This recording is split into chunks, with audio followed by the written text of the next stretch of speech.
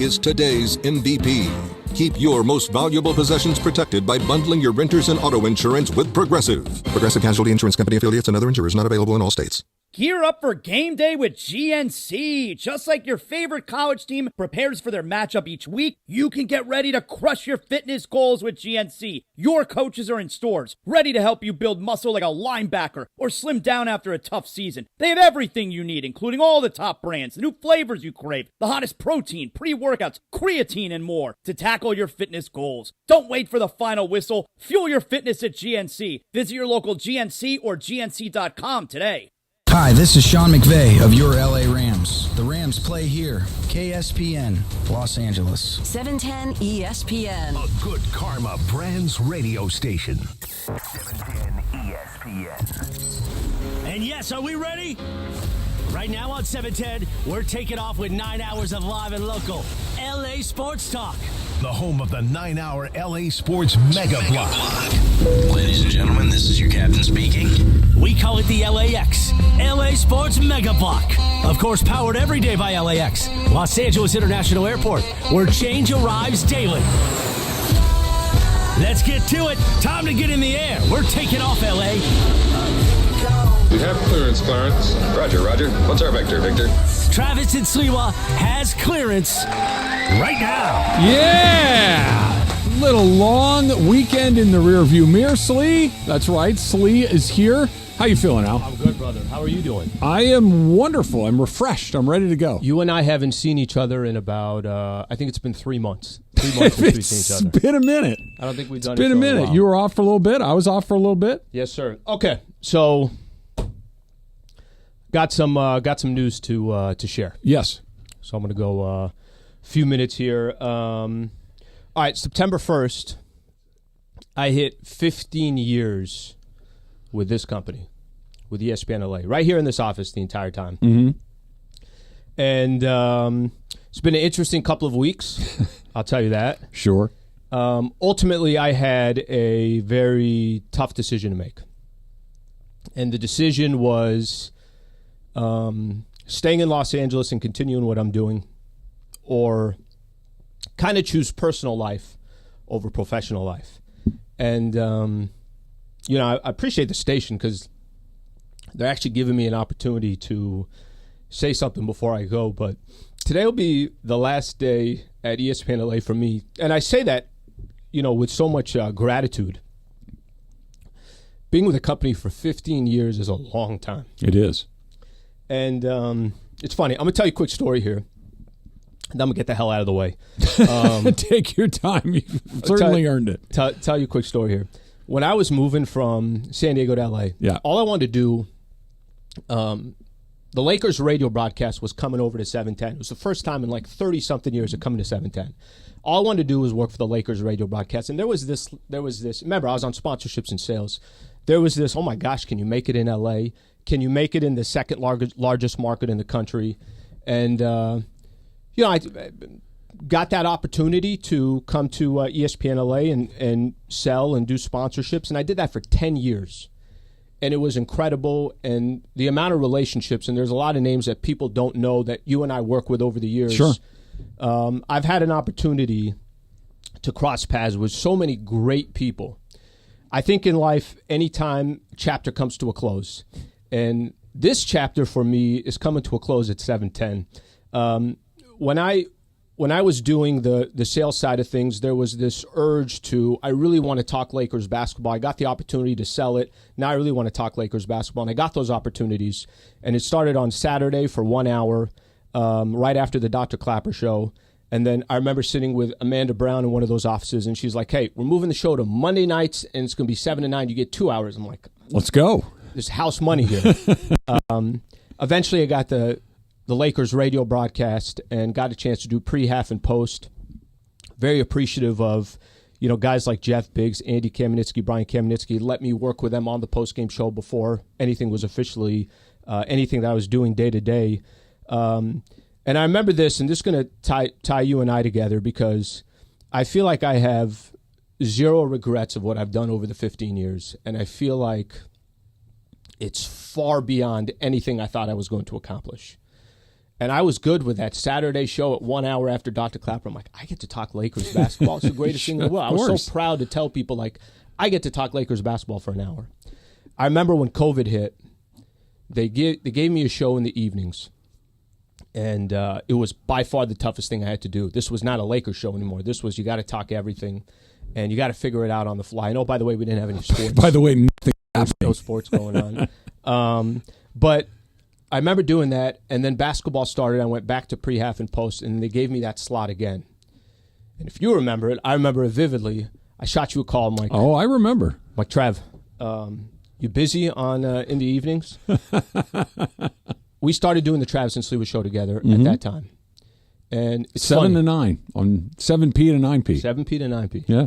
It's funny because we're doing that show, and what I felt like I had to kind of figure out on the Lakers side of things, you taught me how to do a day-to-day show, a show that included entertainment, a show that included tying in your personal life, let people know who you are other than just breaking down a box score. So I'm forever grateful for us getting an opportunity to do this show together, for 3.5 years. Sure. 3.5 years. It's a long time. Our business is, You might have the record. I might have the record? You might have the record of the person that I worked with. I'd have to go to the tail of the tape to find whether it was Key and LZ, but I think it's you. I think you have the record. Well, you and I started doing the show together, and, you taught me what a day-to-day show is. So over this large span, it's been awesome. It's been amazing. But I feel that I had to make a decision, and I feel good about the decision, to be honest with you. When I say I don't have any regrets, I don't. Everything that I've been able to do and the people that I've crossed paths with have meant a lot to me. And but like I said, chapters come to an end, and my chapter at this radio station comes to an end in probably a couple of minutes here. But I'm forever grateful. I just want to say one other thing. I have, and I'm not going to sit here and list down all the names of the different people that have crossed my paths being at this radio station. But they are GMs, they're sales managers, they're program directors, they're on-air staff, they're board ops. I mean, you go down the list of all the different people that I've got a chance to connect with. It's been amazing. It's been an incredible, incredible ride. It's incredibly daunting not knowing really what's next. Sure. It is going to be a challenge, but I do think ultimately at the end of the day, it's okay sometimes to pick your personal life over your professional life, and that's what I'm going to do. So very grateful to ESPN, Good Karma, for giving me a mic to just say my goodbyes. Of course, very grateful to this show. Emily, you're one of the hardest working people in the business. Jorge, you're LA through and through, and you added a dynamic to the show that made the show obviously great. All the local people. I know I got a lot of supporters, and Bergman and Morales, and you go down the list, but it's been a great run. Last thing I'm just going to say, I got a chance to build my brand because of Lakers basketball, and there's an audience out there that really embraced me, and all I tried to do is be honest and be authentic. And at the end of the day, all you kind of hoped for was that they respected that. So, my brother, it's been a pleasure with you. It's been a pleasure with everyone here. Obviously part of 710 ESPN, and just want to say thank you. And that chapter closes today. Well, let me say on behalf of everybody in here that doesn't have a chance to say anything, that we're sorry to see you go. I know it was a hard decision for you. I know it's something that you struggled with, and you made the choice that you did. And I know it wasn't easy. And I know that this was not easy to come in here and do this. And I know that you like to keep things tight to your chest, and to hear you say that. We push them down. We push everything down. Push it down for sure. Like you said, you called me, I don't know, 3.5 years ago and said, hey, what about this? And I'm like, yeah, cool. I'll do whatever, because at this point I had been doing the updates on Keys when Key was doing the national thing. Yep. And so for better or worse, you resurrected me on as a daily talk show host here. So if you like me, you can thank Al. If you hate me, you can blame Al. So whatever that is, you are responsible for that, for the good or the bad. Thank you for all the work you put in. I enjoyed doing the show with you. Like I said, you are the current record holder as far as the person that I've sat across with for the longest, and I'm sorry to see you go. Means a lot, buddy. That's all I got. I'm going to let you guys go back to what you were doing, but T-Raj, thank you, brother. You got it. Thank you. You got it. You will be missed for sure. All right, Andy Kamenetsky's going to be here for the rest of the day. Lots to get to. It's coming up.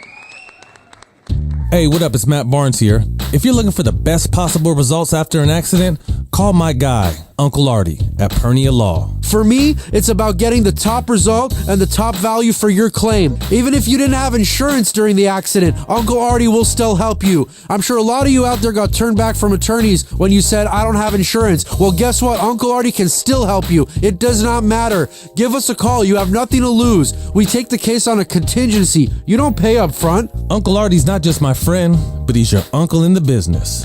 Artie Pernia is a seasoned personal injury attorney who works with you, so you receive the best possible compensation for your case. Let Uncle Artie and the Pernia Law family provide peace of mind, so you can focus on your recovery. Trust us, trust Uncle. When you're looking for the best possible results after an accident, call my guy, Uncle Artie, at Pernia Law, 844-DIAL-UNC. That's 844-DIAL-UNC. Park, party, and play at Hollywood Park Casino, LA's premier card room. Now open 24/7. Play no-bust blackjack, poker, and more. Enjoy Century Bar and Grill's flavorful menu for lunch or late-night dinners. Watch your favorite teams and catch up with friends on game days. Unwind and enjoy live music and crafted cocktails at Ray's Lounge. Easy parking and access, Hollywood Park Casino, located next door to the Forum and SoFi Stadium. Park, party, and play. Hollywood Park Casino. Elevate your game. Must be 21 and older to enter. These are approved DOJ games. Geiger 004527. Geiger 003871. Gambling problem? Call 1-800-GAMBLER. For ESPN LA contest rules, go to ESPNLA.com and click the contest button. The 2024 regular season is here with your Rams kicking off this Sunday night in Detroit in a rematch of last year's wild card thriller with the Lions. Make sure you're ready to see all of the action once the Rams return to SoFi Stadium with home opponents including the 49ers, Packers, Raiders, Eagles, and more. Don't miss any home game. Purchase your season ticket starting at $93 per game. To purchase yours, head to therams.com/2024. Again, that is therams.com/2024. We can't wait to see you at the Rams house. Something amazing is happening in business. More companies are turning to Mac. From finance to fulfillment, CDW will seamlessly support Mac integration into your organization. With the power of Apple Silicon, best-in-class security, and compatibility across your favorite apps, your team will have the performance they need and the tools they love. Make amazing happen. Mac and CDW. Learn more at cdw.com/Apple. Hey, fans! Welcome back to Fansville's Cheers and Tears. Oh. Okay, so everybody deals with losing, right? To a rival on a last-second field goal. Whatever, it's fine. I'm totally fine. But I cope with losing with an ice-cold Dr. Pepper. Those 23 flavors are so delicious. They totally wash away the pain of your college football team taking a big fat L. College football, it's a pepper thing.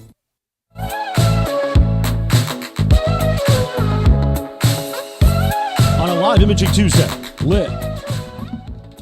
12 minutes after 10. I don't know if we heard that first part. Happy lit. Happy lit. Hope everybody had a great Labor Day weekend. I did. How about you? Well, I was here a lot for USC football, but it was beautiful, and we had an amazing broadcast on Saturday or Sunday. Incredible win. And because of the DirecTV situation. Oh, yeah. How about that? In the studio, Brian Cohn and I really had to concentrate on Pete's call. And Pete Arbogast, the legend, did an amazing job. And then Parker Bell did a great job with our social team and was able to hotwire Hulu in the conference room. Okay. So we got that thing rolling. Excellent. Just want to say real quickly, everybody heard Sli's thoughts and that he's moving on. We love Sli. He will always be part of the fabric of this radio station. He'll always be Mandy's 2 Host of the Year. That's right. He'll always be welcome back to be part of our events and our content. And we love Sli. And I respect always somebody who makes a decision to leave this because of family. And we'll love him for forever. And I love Sli. And thank you for him to come in and say goodbye to the audience. And it's a gift that not only did he want to do, he brought it up first when all this came down, that he was going to move on. But also, as you know, Trav, I do. We don't get to say goodbye too often. Don't. So I was really excited for him to be able to say goodbye and tell his story to the audience, because this radio station's been through a lot of changes over the years, and sometimes we get to talk about him. Yep. And sometimes we don't. Yep. And it always feels uncomfortable when we are told not to talk about him. And part of what makes this station so special is our authenticity with our audience, that we try to be as transparent as sometimes they'll allow us to be. Well, it's nice. Like you mentioned, and I'm not trying to be funny here, you and I both had the experience of being let go, and you don't get to say goodbye under those circumstances. It's literally, today is your last day, there's the door, see you later. Right. And you don't get to say, yeah, but I would like to say goodbye to everybody that supported me, listeners and staff and everything else. So that you guys and Al came to that agreement, it was great. And again, Al made the decision to choose San Diego, and he wants to live down there, and I'm sorry to see him go, but I'm just glad that everybody got to say what they wanted to say, and it's going the way that he wants it to go, and he got to say goodbye is a real pleasure, because like you mentioned, that's not the way it typically goes. And thanks to, of course, Greg and Bergman and Sam Pines. Sure. And we're always involved in a lot of stuff here, but also And names you. and names that don't get thrown out. Justin Craig in Bristol, part of the mothership that helped a lot through this process. And, of course, Al's representation, the great Craig Kitchen, who you and I worked for years. Mm-hmm. With that being said, let's put the sunglasses on now, because it's big announcement time. And I'll give Jorge a moment to give me some announcement music, because I just threw this at him. Okay. Because as one door closes, we got to open up another door, Jack, here at 710 ESPN. Yep. When we're ready, I'm gonna fan for a second. I'm gonna fan. It is an honor and a pleasure that on Monday, September 9th, when the new fall lineup of 710 debuts, that after greeting from 7 to 9 a.m., there will be a new show from 9 to noon. Ladies and gentlemen, I can't wait for the Travis and D'Marco Show to debut Monday morning at 9 a.m.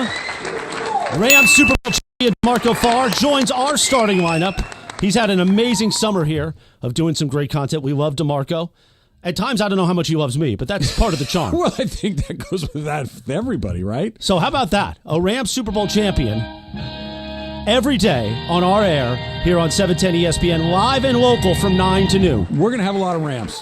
We're going to have a lot of stuff every single day, but we've got a Super Bowl champion, myself, Emily, and Jorge, all part of the Rams broadcast, pre, half, and post. So having D'Marco here, I cannot wait. He likes to go for walks. He was worried about getting snatched. He loves football. He likes to eat. We're going to have a whole bunch of things in common. I cannot wait to start with D'Marco on Monday. The Travis and D'Marco Show, Monday, 9 a.m. to noon, as part of our new fall lineup. Now, Slee's impact on this radio station, of course, included Lakers. So, many questions. I am proud and pleased to announce that Beto Duran, the Cisco kid of 710, will step into the Lakers pregame show along with halftime and post. So congratulations to Beto. Awesome. And now let's bring in Andy Kamenetsky. Because, of course, Slee did a lot. He also did Lakers Talk. Yep. Each weekday on this radio station. Sometimes Monday nights, it would just kind of vary on the schedule. And I am proud to also announce that the great AK, Andy Kamenetsky, will be now taking over Lakers Talk weekly here on 710 ESPN and expanding it to 2 hours. 2-hour Lakers Talk. 2-hour Lakers Talk. Let's go. A YouTube component? There will be a YouTube component. What? And some nights, that will be 6 o'clock to 8 o'clock. Some nights, it'll be 7 o'clock. We'll keep you on top of the latest information. But congratulations, AK. Thank you. Thank you very much. It's a joy to now know you will be on weekly. I know. To charm and delight the audience. They're not going to be able to handle my charm, baby. Oh, I know. I barely can. I know. It's just you ooze charm, I really AK. do.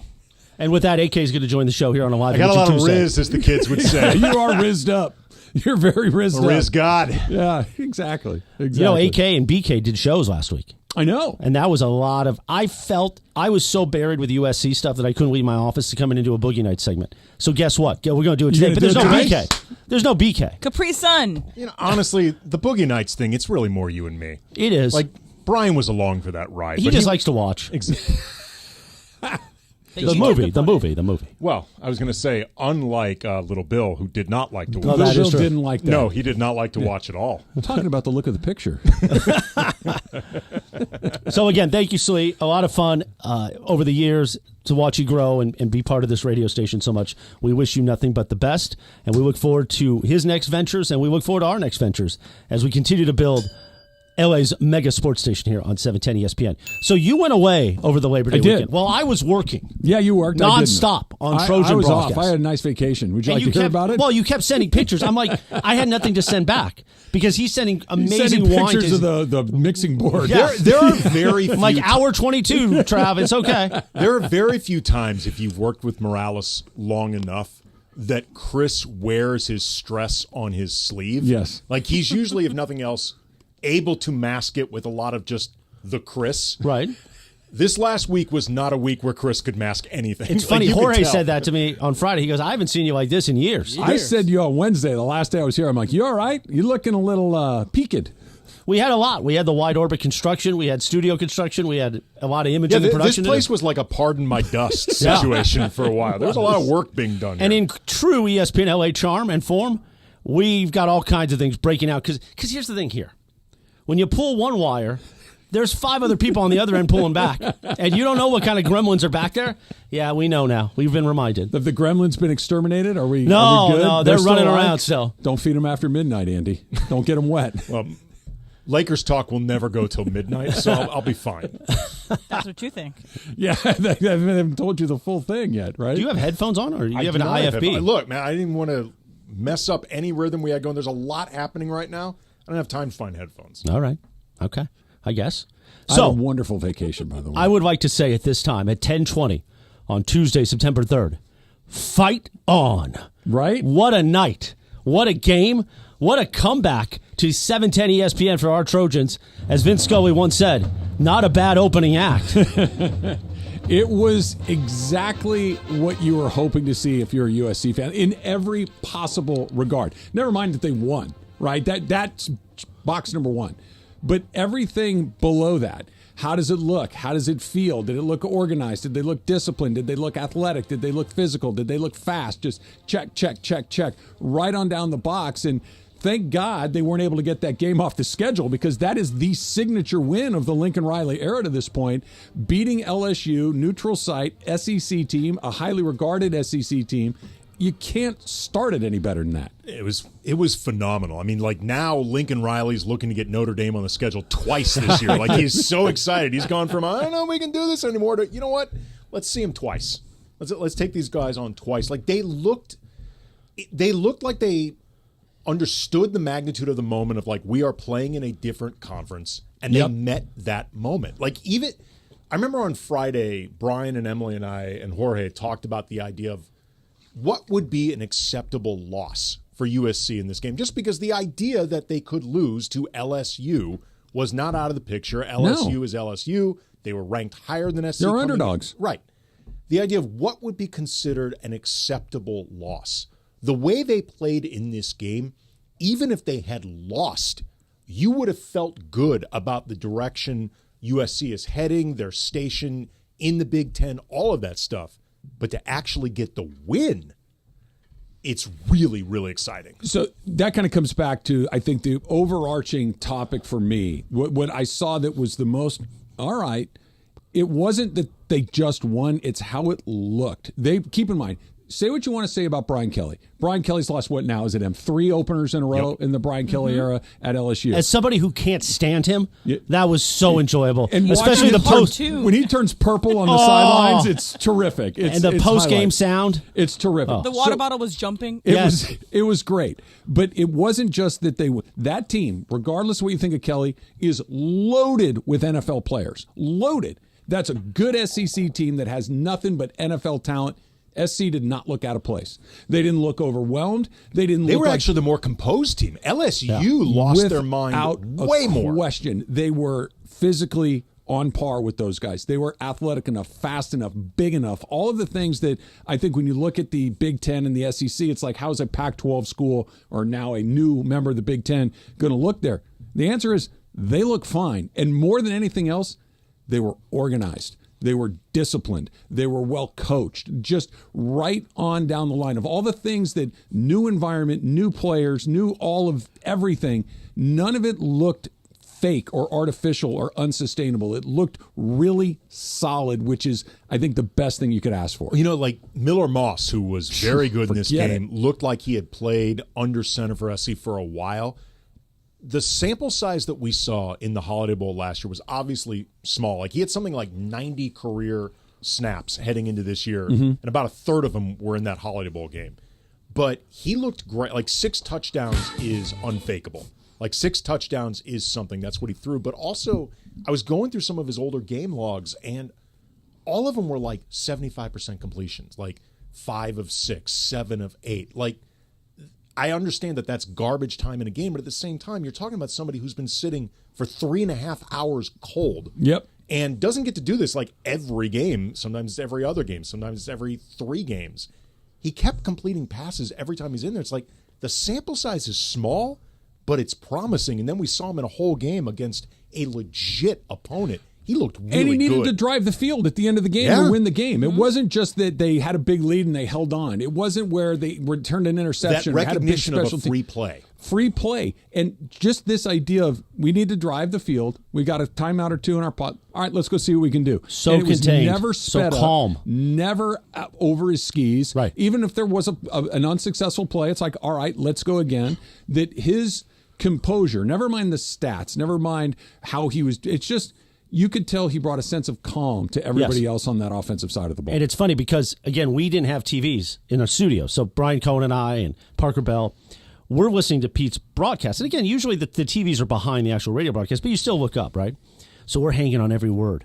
And there was that, it felt like an hour went by where going into halftime, coming out of halftime, LSU was just grinding that defense, and you're like, this is going to happen again. And I'm upset, like, all this work for tonight's going to be this, and fans, I'm going to hear about it that hate me because of SC. And then it started. And when they kept getting the ball back, I never doubted that Miller Moss would complete a pass. It was just time. And it was when LSU then so they score, right? And then LSU comes back and scores. It's like, oh, man, that final play. We're all waiting. Just get there, get down. So the field goal. And we all think that that's what's about to happen. And then that play happens. And I posted the video on my social media with Pete's call in the monitor, the speakers. It was incredible because watching so much NFL, it's always just kick the field goal. Let's get out of here, right? Right. For Lincoln to call that and for them to pull it off and to hear that, it was so incredible. Okay, we're going to get into this, I know, later in the show because this was some of the pre-show planning, but you heard Pete. I did not. I was just watching the TV broadcast. Did Pete sound surprised? Let's play it. It's USC / and then it's the Woody Marks in just a moment. And by the way, we're going to play Harry Ruiz's Spanish call. Excellent. That made a debut on Sunday on the ESPN LA app, our first ever USC Spanish play-by-play broadcast. It was everything you could hope for, and now they're set up to have a season that I don't know if anybody thought that this was going to be their introduction to the Big Ten. The introduction to the Big Ten could have opened up with play LSU in Vegas, lose, beat Utah State, where everybody kind of shrugs their shoulders and goes, whatever, it's Utah State. And then you're going into the Big House thinking, I don't know what in the world it is. Now you're going to be going into the Big House 2-0. Right. Very, very likely. With a Let's not Michigan get team, overconfident, though. You never could happen with Saturday night. If they lose to Utah State, we're having a different conversation. Go into the Big House after they just had to play Texas, which is coming up this weekend. You've got an opportunity to really make a statement early in the year and set everything up because of what happened. By the way, Sunday Michigan didn't blow away Fresno State like I thought they were going to. Early season stuff's always weird. Right. It's always weird, but they did escape with the win. But now all of a sudden it's hey, not can you keep it close, not can you make it interesting, it's can you go in and win. Let's hear Pete's call of this game-winning play from Sunday right here on 710 ESPN. Moss in the shotgun, back at the 19-yard line. 13 seconds left in the game. Moss with the snap. Hands off to Marks. Up the middle. Into the end zone. Touchdown! They're going wild in half of this stadium as the Trojans are going to pull off the upset. How do you do? So amazing. Honestly, I think USC was as surprised by that as LSU was. I don't think they planned to get in the end zone on that play. I think they were looking to set up the hash, and then all of a sudden the Red Sea opened. It's like, okay, let's just go in. Okay. And I agree with you because Lincoln on Trojans Live last night said sometimes you just get lucky on a play like that. So listening to the call, I think you're exactly right. But I want to give the back credit, give Woody Marks, Moss credit, transfer from give Mississippi State. Riley credit, give all of the players credit. be ready. Not just hey, take it and fall into the middle of the pile. We're going to run this play. If it's there, walk into the end zone. But to coach those guys up both ways, to not just, hey, we're going to move it to the middle. We're going to move it to the hash. We're going to take a knee. We're going to kick the field goal and get out of here like Chris was saying. But rather, hey, if there's a wide open lane, walk into the end zone, that he was prepared to do that, I think speaks to the coaching that took place prior to the actual game itself. And the kicker had missed one kick in the game. So a very short one. A very short one. So I think part of that is, let's not put him in a pressure situation if we can.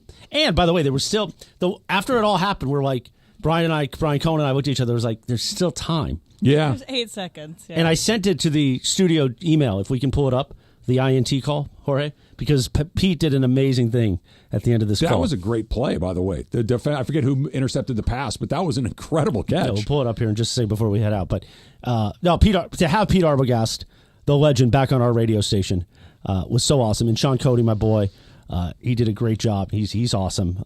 Dude, Sua after the game. Sua in our station calling out Paul Feinbaum by name.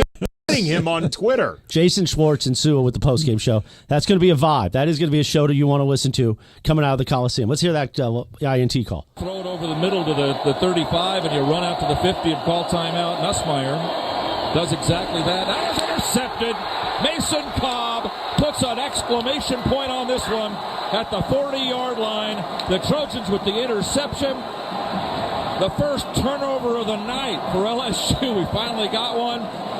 And the Trojans now can take the victory formation, take a knee, and it'll be all over. And Brian Kelly can complain all he wants to the rest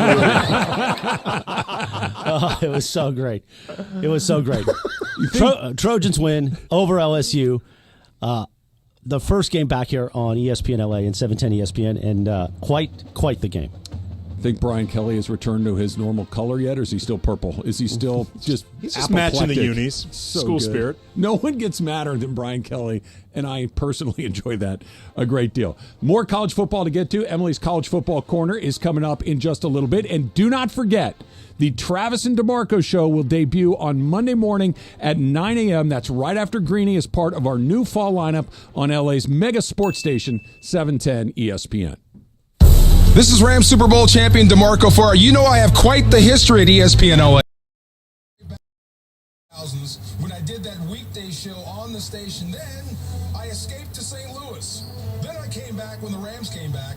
It's been amazing to be a part of the Rams broadcast team since 2016 and on the station sitting in for all the shows. But it's an honor to get to be a part of LA's mega sports station starting 5 days a week. Coming up on Monday, don't miss the debut of the Travis and D'Marco Show on 710 ESPN.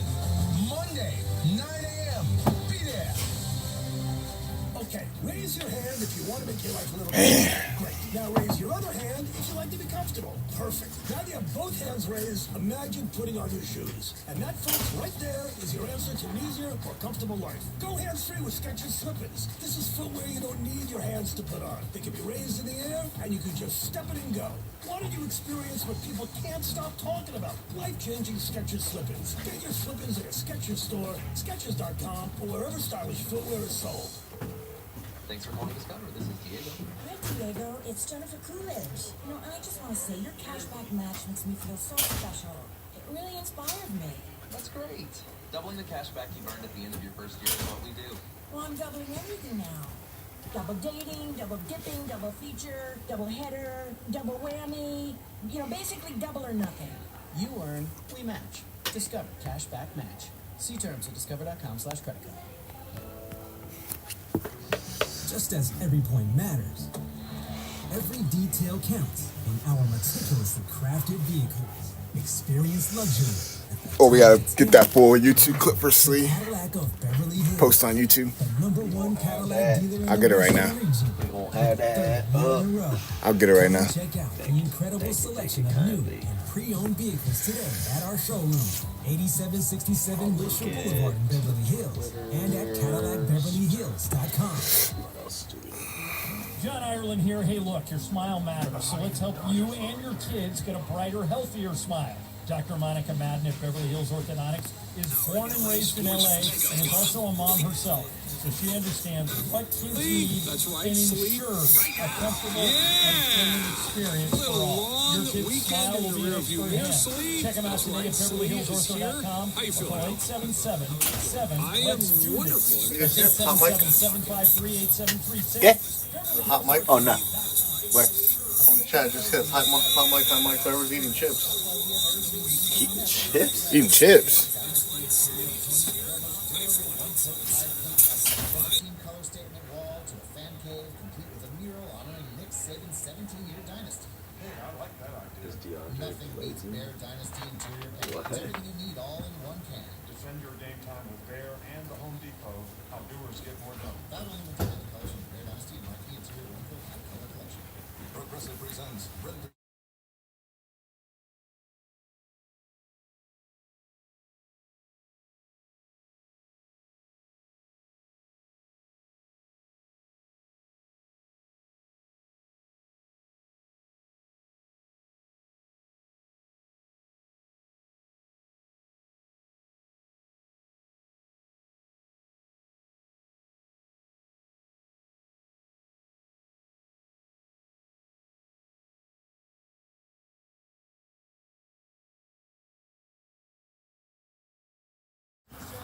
I miss Slee's goodbye.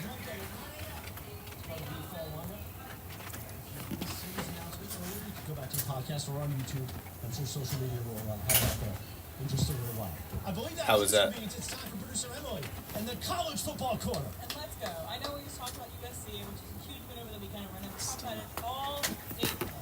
But what I do want to highlight is just me dancing on the grave of a team that has somewhat me for my entire life. Bro, I didn't even say. For these guys. The sweaty Bill O'Brien. Mute.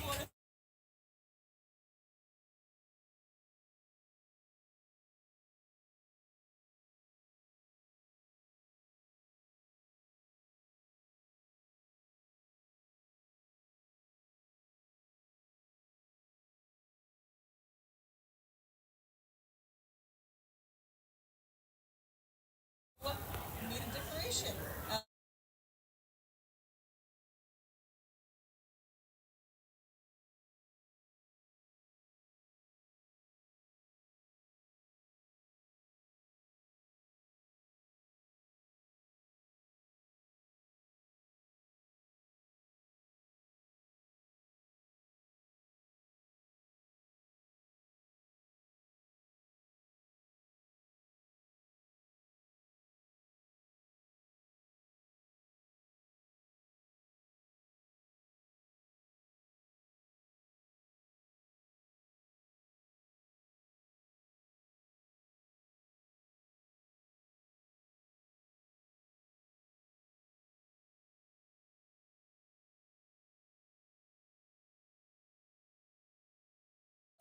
Pony up if he's being put out like that. Look, you can't welch on your bets.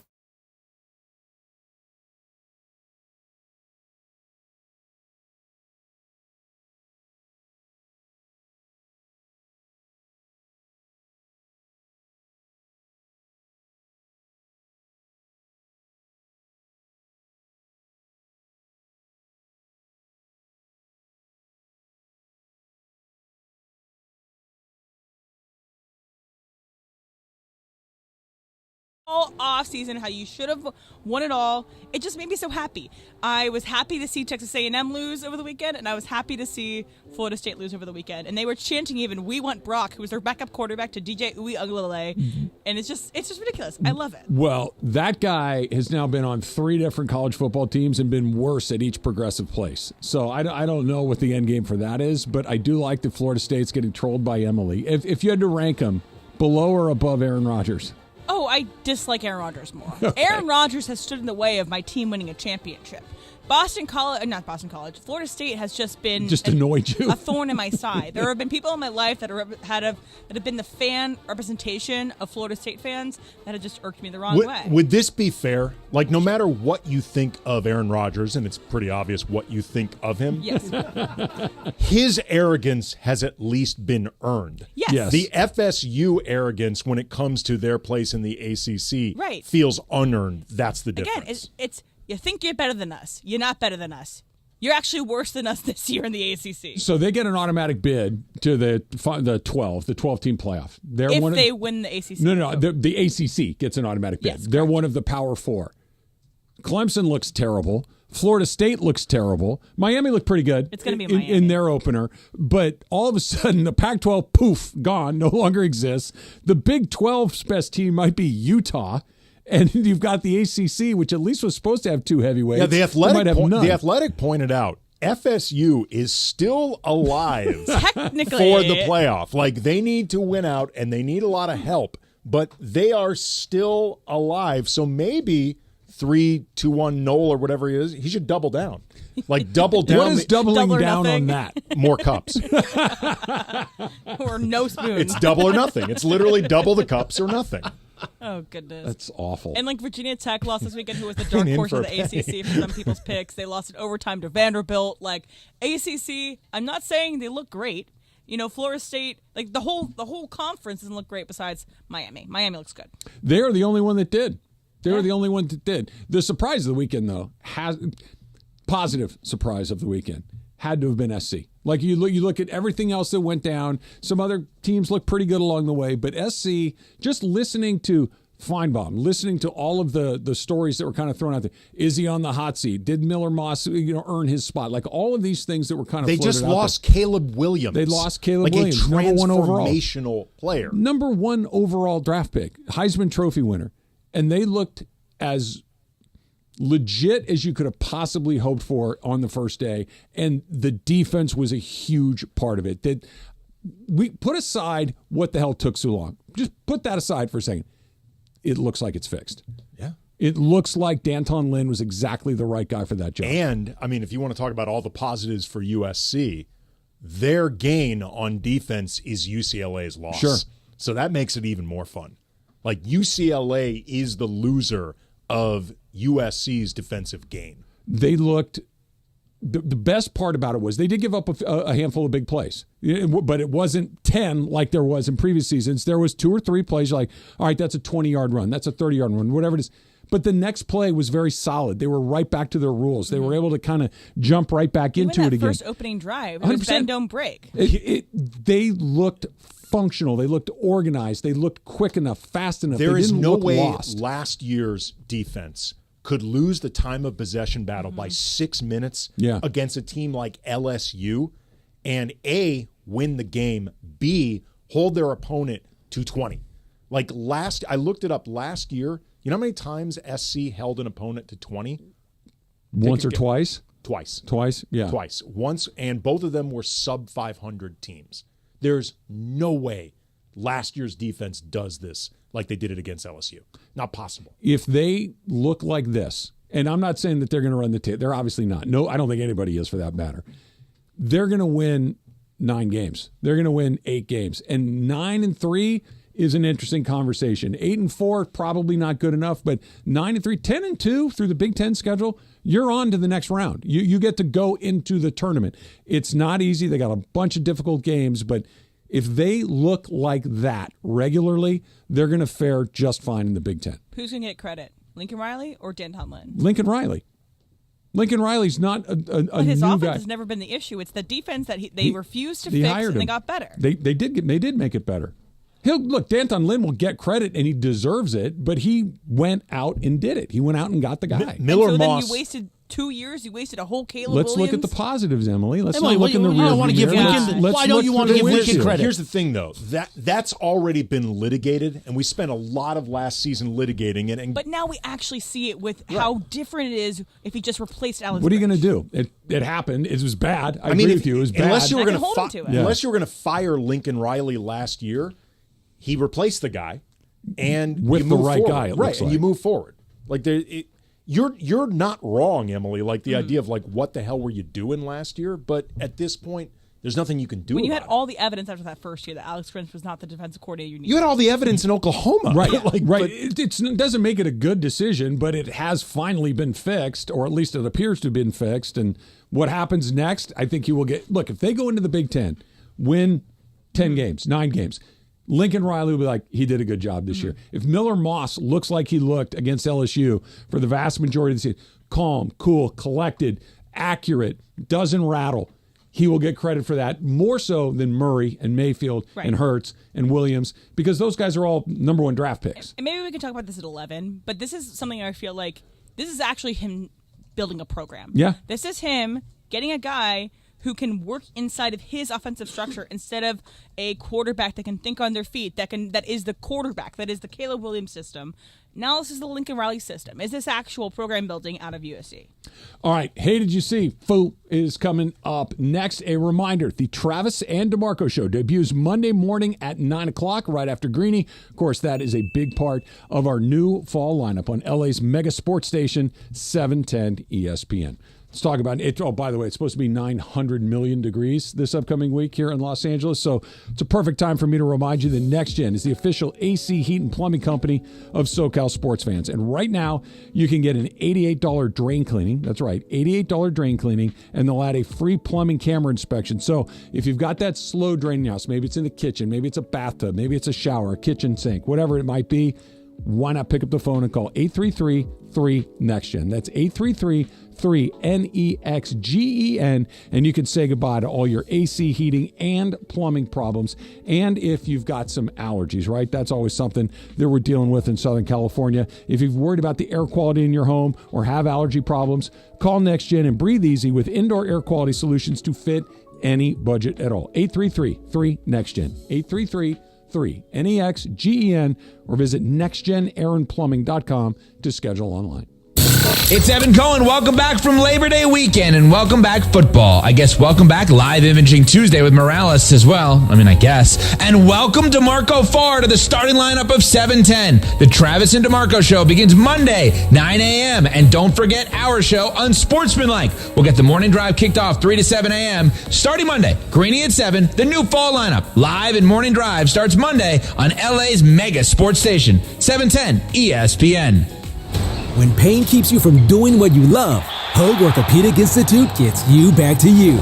We are ranked number 18 in the nation and number 1 in Orange County for orthopedic and spine care by U.S. News & World Report. From the surf to the green, our world-class doctors are there, which is why more Californians choose Hoag Orthopedic Institute for orthopedic and spine care more than any other hospital. At Hoag Orthopedic Institute, there is no one better at getting you back to you. Proudly founded by premier physicians in partnership with Hoag. Learn more at HoagOrthopedicInstitute.com.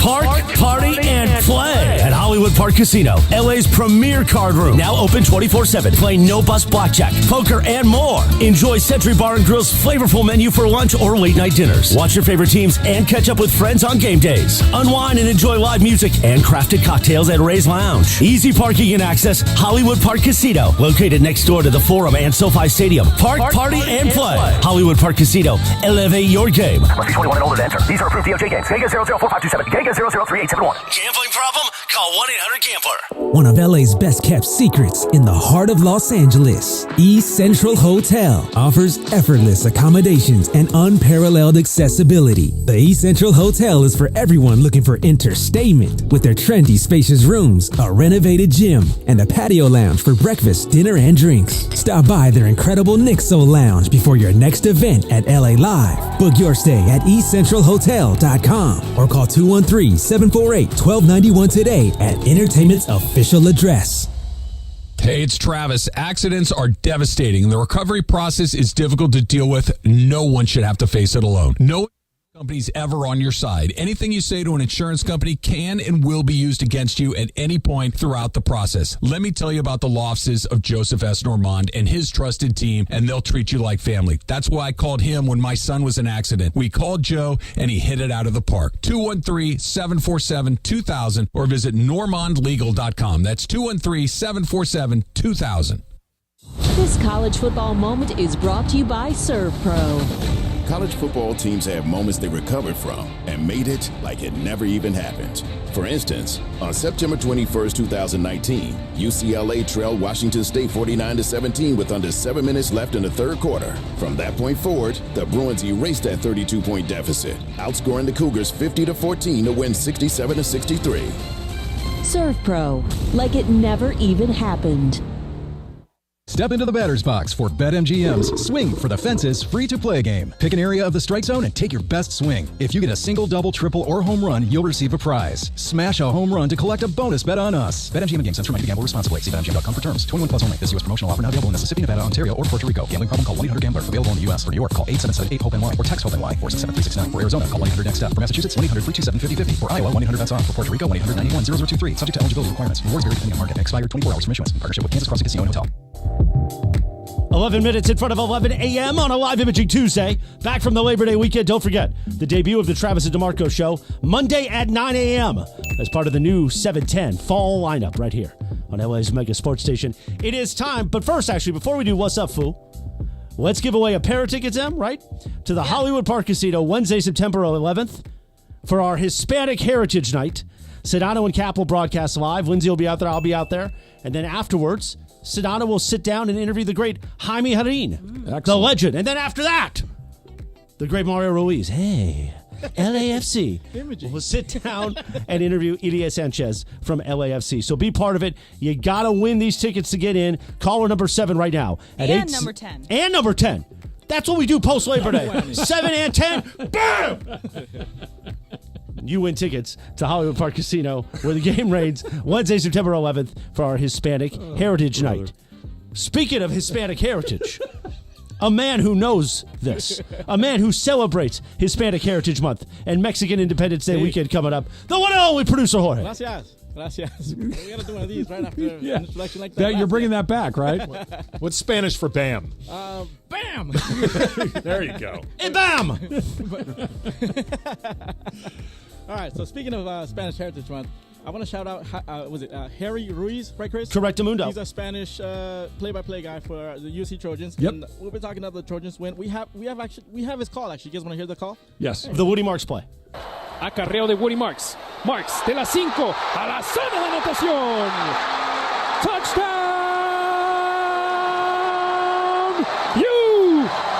USC! Los troyanos toman la ventaja con 8 segundos restantes en el último cuarto del partido.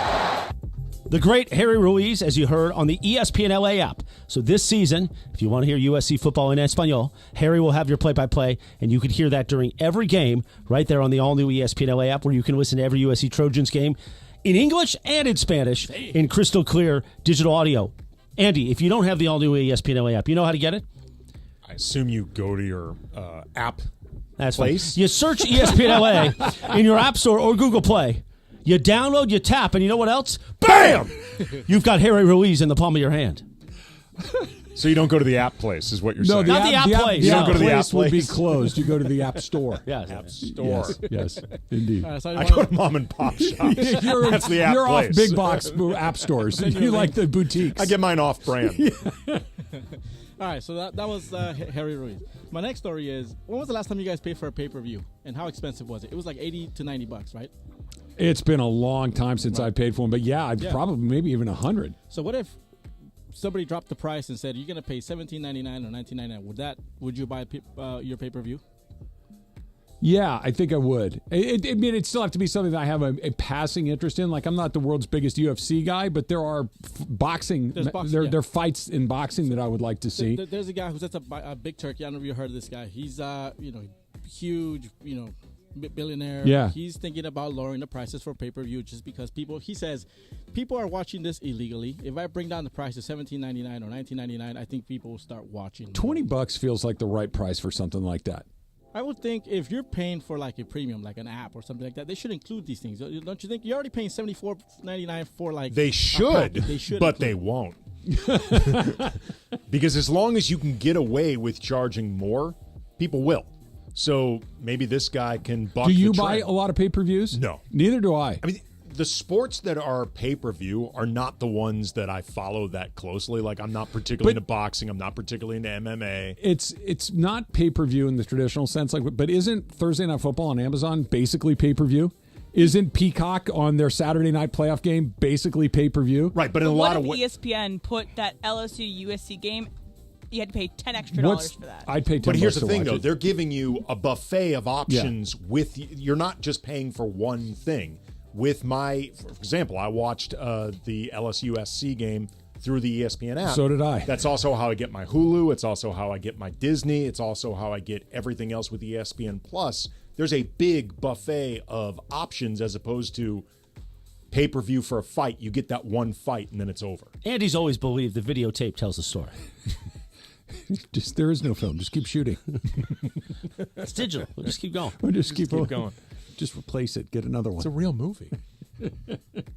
This is going to be one of those days. It's going to be a lot of boogie nights today. I like it. I like it a lot.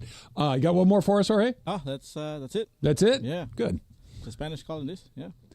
There's no Spanish word for touchdown? No, touchdown. Okay. Yeah, touchdown. It's just like how goal is Yeah. goal. Yeah, I was waiting for it because I heard Cinco. I knew he was at the 5, and then I heard him go in. 8 segundos, does that mean? What's that? 8 segundos restantes 5 del seconds. partido. 5 seconds 8 left in the game. seconds. 8 8 seconds seconds. left in the game. Yeah. Ocho, of course. Yeah, the Ocho, like ESPN, the Ocho Exacto. along the way. All right, so let's talk more about SC. Let's talk about how not only did they look great, not only did they win the game, but you're starting to see the bones of something very, very sustainable. That's coming up next. Also, a reminder, the Trav and D'Marco show debuts on Monday morning right here, 9 a.m. On Monday morning, 9 a.m., right after Greeny, part of the new fall lineup on LA's mega sports station, 710 ESPN. This is Rams Super Bowl champion D'Marco Farr. You know I have quite the history at ESPN LA, going all the way back to the mid-2000s when I did that weekday show on the station. Then I escaped to St. Louis. Then I came back when the Rams came back. It's been amazing to be a part of the Rams broadcast team since 2016 and on the station sitting in for all the shows. But it's an honor to get to be a part of LA's mega sports station starting 5 days a week. Coming up on Monday. Don't miss the debut of the Travis and D'Marco show on 710 ESPN. Monday, 9 a.m. Be there. Accident or injury, call Jacob and Ronnie. Call Jacob. Hey guys, what's up? It's George Sedano. Waiting is never fun. Usually nothing good happens when you wait. My friend Jacob in the law offices of Jacob and Ronnie want to make sure you don't wait after an accident. Immediately after an accident, before talking to the insurance company, call Jacob, man. Jacob and his team will do all the work, make all the phone calls, handle the paperwork, set up the doctor's appointments, whatever the case may be. And when you speak to the insurance company first, it's a big mistake. Because you know why? They may later use your words against you. However, Jacob and his team, they'll guide you through the process, get you the compensation you deserve, and you don't have to pay Jacob unless he wins. Nothing out of pocket. Free. Gratis. So if you're injured in an accident, the first name, the first thought, the first call should be Jacob. Jacob, Jacob, Jacob. The consultation is free. That's right. Free. I told you. Gratis. Don't wait. Call Jacob 24 hours a day at 844-24-JACOB. That's 844-24-JACOB. Call him 844-24-JACOB or visit him online at calljacob.com. Call Jacob. The biggest show on the radio. That's Mason in Ireland. Weekdays after Travis and Sliwa. So, as you know, I am a fan of the Culture Pop podcast. Oh, this is not what I was expecting. Okay. Dude, you guys ever seen the movie Big Daddy? Oh, yeah. Oh, yeah. Great movie, right? I love that movie. You know, when Adam Sandler's trying to get the kid to behave, he shows up as Scuba Steve. Right. Yep. Yeah. Okay? And you are Spoiler Steve. So I turn it on. I'm on a plane. I turn it on. Right. 10 minutes into it, you go, can you believe this person was the guilty party and presumed innocent? Well, wait a minute. It was weeks No, after. nothing. It was It weeks was after. 1 month ago. You ruined the whole thing. You with no warning. Well, wait, And I you don't- did this with Succession, too. You can't. Well, the Succession thing was Stop on me. spoiling stuff. No. Spoiler, Steve. It is. Steve Mason and John Ireland. Today at 1 p.m. Mason in Ireland on 710 ESPN. Hi, it's LeBron. The Lakers play here. 710 ESPN. KSPN, Los Angeles. A good karma brands radio station. And it is 710 ESPN, LA's mega sports station, and we welcome Rams Super Bowl champion D'Marco Farr to the starting lineup. The Travis and D'Marco Show debuts Monday at 9 a.m. All part of the new fall lineup on 710 ESPN. All right, here, quick bonus. Hey, did you see? Over the weekend, I sent you pictures. Yeah. I had birria, cochinita pipid, and just the whole layout. My buddy Omar had his daughter turned 15, so they threw a quinceañera for them. Nice. It was insane. It was cool. First thing they did after church, you show up, she's dancing with a horse.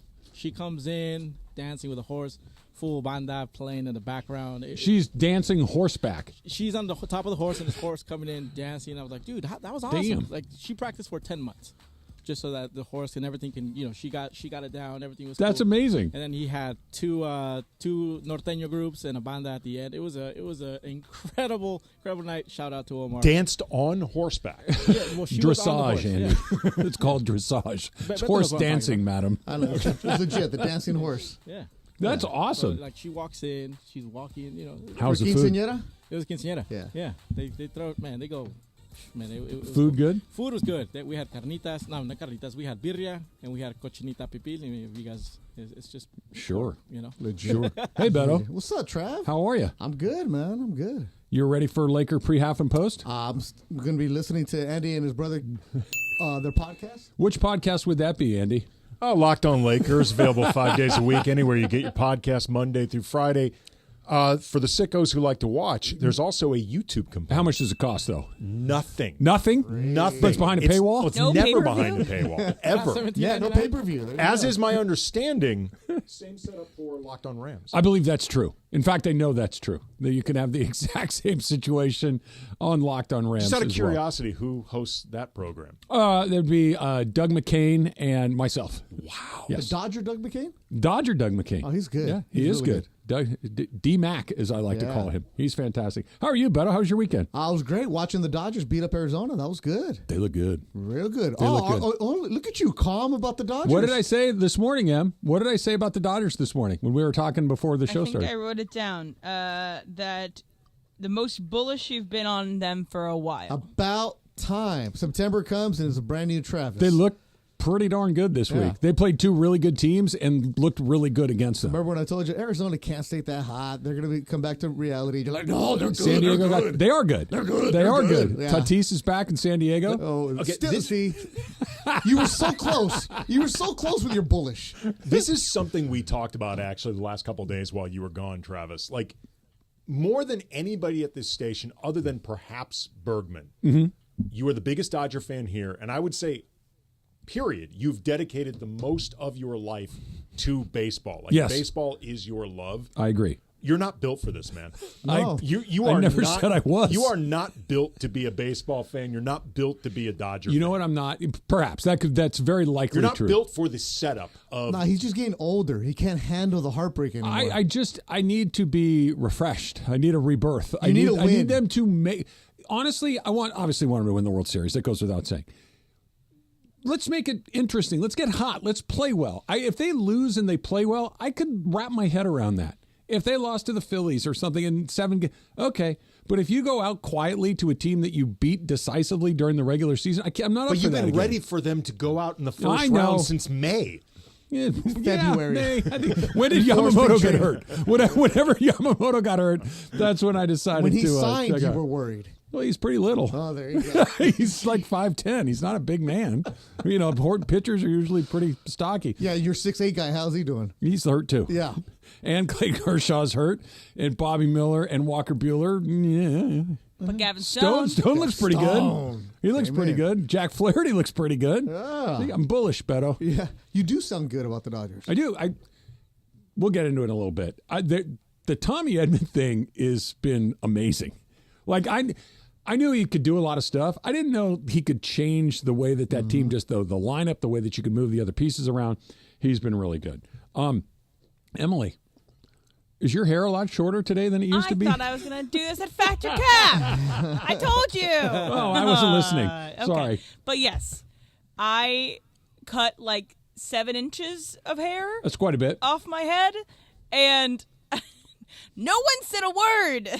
Nice haircut, Emily. You know you work with 4 men, right? I work with men, but it's not like I cut hair's a none of my trim. business, Emily, to be It's not totally like honest. I got like a tiny little bit off. I cut off like pounds off my hair. It looks nice. Thank you. Okay. There was to be fair to all of us, a lot going on this morning. Come on. Yeah, Jorge was talking about the dancing horses. But Exactly. Travis gets mad if we don't notice that he changed from one pair of black glasses to another pair of black I glasses. wouldn't say that I get mad. I just would prefer that you notice. But it's the details. It's You the have different details, glasses. whatever. It is. And you didn't notice Yes. that I cut a entire head of hair off of my head. But whatever. It's well, fine. when she told me, I did exactly what you just did, Andy. I kind of looked through the window. I'm like, you did? Okay. And when you mentioned it's like was down in the middle of your back before, which now that you mention it, yes, it looks very nice. Thanks. Very pretty. It does look nice. Yeah. Thanks. I'm just fishing for compliments. I'd say here. about 7 inches shorter. I thought your hair looked nice before, so that's part of why I did not notice. Yeah, it was and there was a funny. lot going on. I had my haircut on a Saturday, and so it was not like a sport clips where they have TVs everywhere. But I asked my wonderful person who cuts my hair, Thea, and I was like, hey, could I put my phone up here while you cut my hair? And she's like, I don't care. Sure, whatever. And so I watched... Do you not chat her up while you're getting your haircut? We chatted, but I wanted to watch the Miami-Florida game. Okay. So I put that up on which is a preview, I think, of what I'm going to talk about soon. But I put the Miami-Florida game up, and just so I had, like... And she chatted me about, like, sports a little bit, too. She actually... I think she cuts the hair of somebody who worked for the Kings, and so we were like, oh, they're talking about the ESPN. Now Kings are on ESPN. Rob Blake. I'm not sure. She didn't tell Luke me. Robitaille. Jonathan Quick. Yeah, just throw them all out there. But yeah, no, chatted her up. I was there for about 2 hours because I was cutting 7 inches off my hair. That's quite a bit. Probably took some time. Yes. You have nice, healthy hair, too. They probably had to really work to get their, shears through that, the scissors. Cuts, I don't know. Like this, I don't know. It's a lot of hair. My hair is like wire. It comes right off. You just breathe on it, it falls off. Yeah. I'm going to skip you for this one, Andy. Beto, do you talk to your barber? Absolutely. Love yeah. RC's in Paramount, right next to Northgate Mark. I've been going to him for over a decade. He was featured in the Mandy's, your Mandy's acceptance. Yeah, I was actually there. So yeah. Oh, that's right. You were at the barbershop. The barbershop. Yeah, my barbershop's cool because all these guys ask a lot of questions about what's going on in the world of sports. Oh, do they? Yeah, and they know way more than all of us. My barber and I have a pretty significant language barrier, so we just kind of communicate with nods and shrugs and chuckles, like, sure, yeah, okay. See? Yeah. Oh. No, she's Vietnamese. So I don't know any Vietnamese. She knows a little English, so there's not a ton of communication going on. You're a punk, man. Why? You just said, Andy, I'm going to skip this one, talking about barbers. Well, I mean... like maybe he goes and gets like his beard lined up or something. You never know. Did I offend you? No. Okay. Not even a little bit. Yeah, so it was funny too. Different conversation. We were talking about watching sports and stuff. People asking you questions. So on Sunday, I was out with my friends. We were doing kind of like a little brunchy into like the afternoon of like just having a good time, and we were like in West Hollywood area.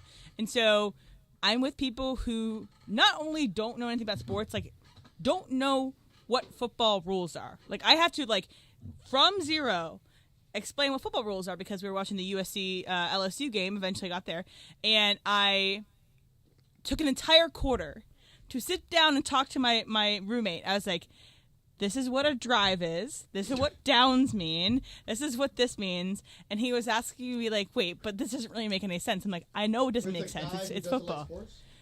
Yes. He is not. He's not a guy who likes sports whatsoever. He is someone who's avoided it in his entire life.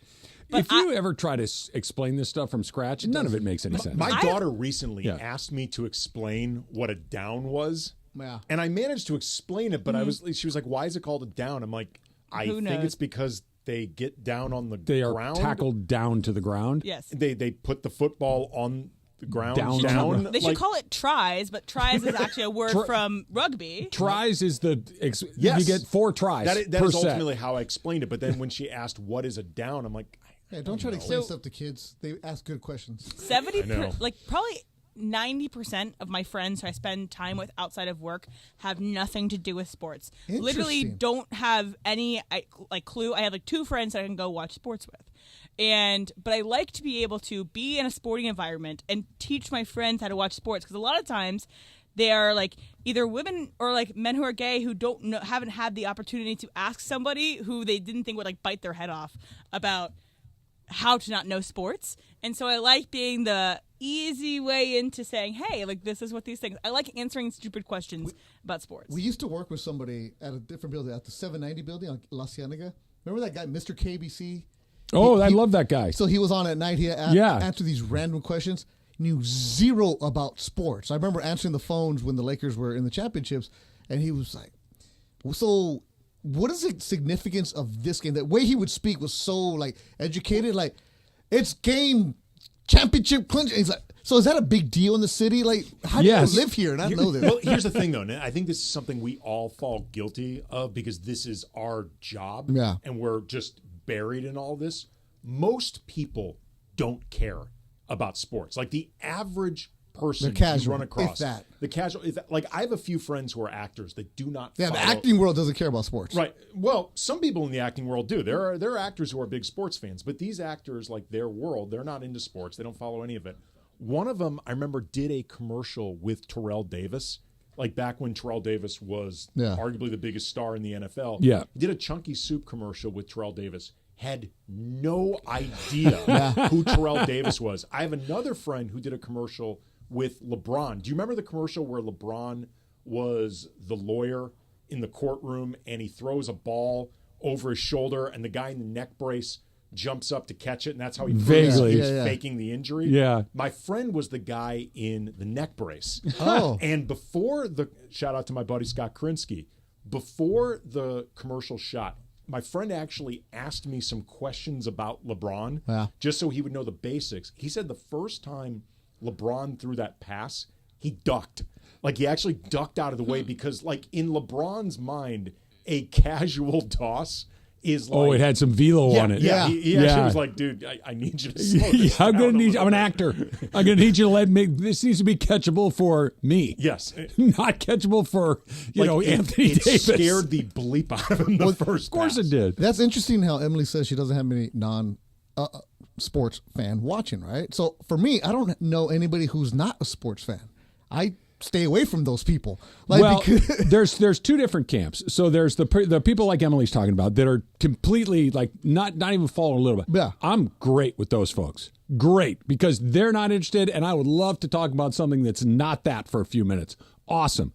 The ones that are the hard ones are the casuals that think they're not. Oh yeah, I stay away from them too. That's the hardest. Oh yeah, well what? It's like that's not really how it works. Well, what do you mean? It's like I don't have time to get into this. Like if that's what you want to think, go ahead. That's cool. You want to think like that, but it bothers me. Right, you can't help yourself and just be all right. Just let it go. He doesn't know what he's talking about. Doesn't matter. You're like, well, actually, you become a hashtag. Well, actually, it's a locker room.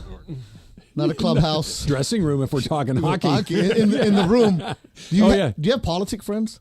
I have actively disengaged from almost that entire I'm talking about people conversation. that work in politics. Do you have anything like that? No. So I have politic friends. Well, I got one. I take that back. So I have friends who are really, like I have a lot of smart friends. I always tell them, why are you listening? Like, what are you doing? You're working on these campaigns. But they said the sports station is what gives them their escape from really making important decisions. But then I also have politic friends who have no clue about this, and they give me, how do you not pay attention to this bill we just passed? I'm like, how do you not pay attention to the fact the Dodgers bullpen is blowing up right now? Have you not seen Walker Buehler pitch this year? Seriously. Have you not seen the success rate on 2 Tommy John surgeries? How is this not an outrage? Well, the only guy, Nathan Eovaldi, can't be the gold standard for 2 Tommy Johns. Exactly, right? Don't go see Tom. Go see Tom House, not Ella Trash. Let's go pass your little bill. Yeah. So what is that going to do to me? And I always tell them, know your constituents. Know what's going on. And you're speaking their language. Yeah. Drop a constituent in. Well, I'm a smart guy when I want to be.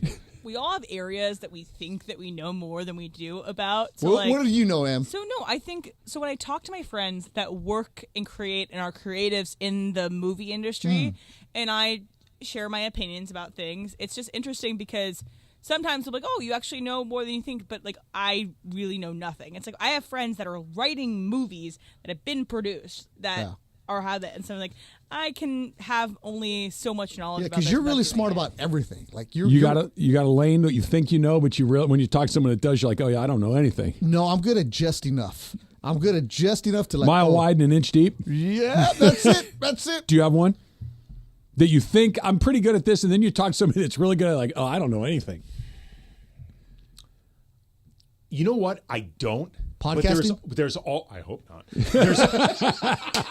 There's always the fear, though, of being exposed. Yes. Because, like, I know there have been so many times, and I'm sure you've experienced this, Beto, you've experienced, Travis, where you have to work with a former athlete. Oh, yeah. And you disagree with them. Ooh. And you have to, like, take your stance. But in the back of your head, like, I remember being like, dude, you're arguing with Byron Scott. Like, of course, Byron knows more about this than you do. Like, this is ridiculous. Or some NFL coach, some former baseball player. It's like they obviously know more than you. But they also screw up. But they also screw up, and you're like, well, that's a bad idea. For me, easy food.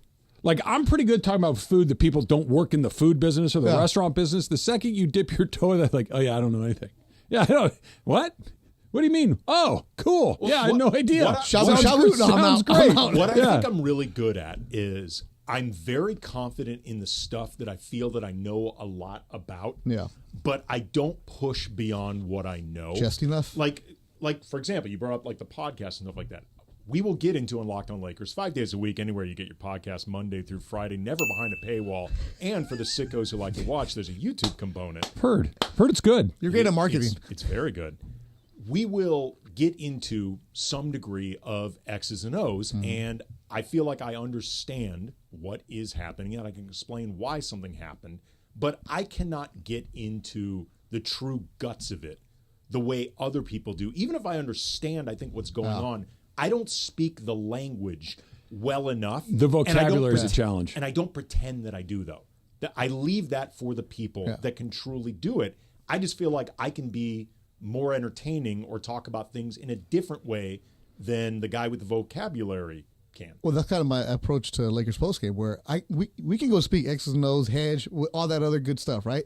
But then once you get into the weeds, you're so far into it. Like, baseball is a perfect example of this.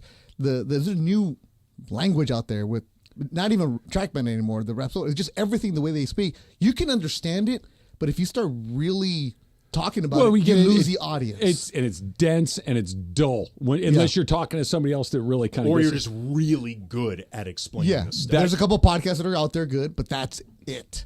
Got a college football corner coming up next. Emily's got part 2 of the college football corner. Plus, let me remind you yet again, the Trav and D'Marco show debuts on Monday morning at 9 a.m. right after Greeny. It's part of the new fall lineup on LA's mega sports station, 710 ESPN.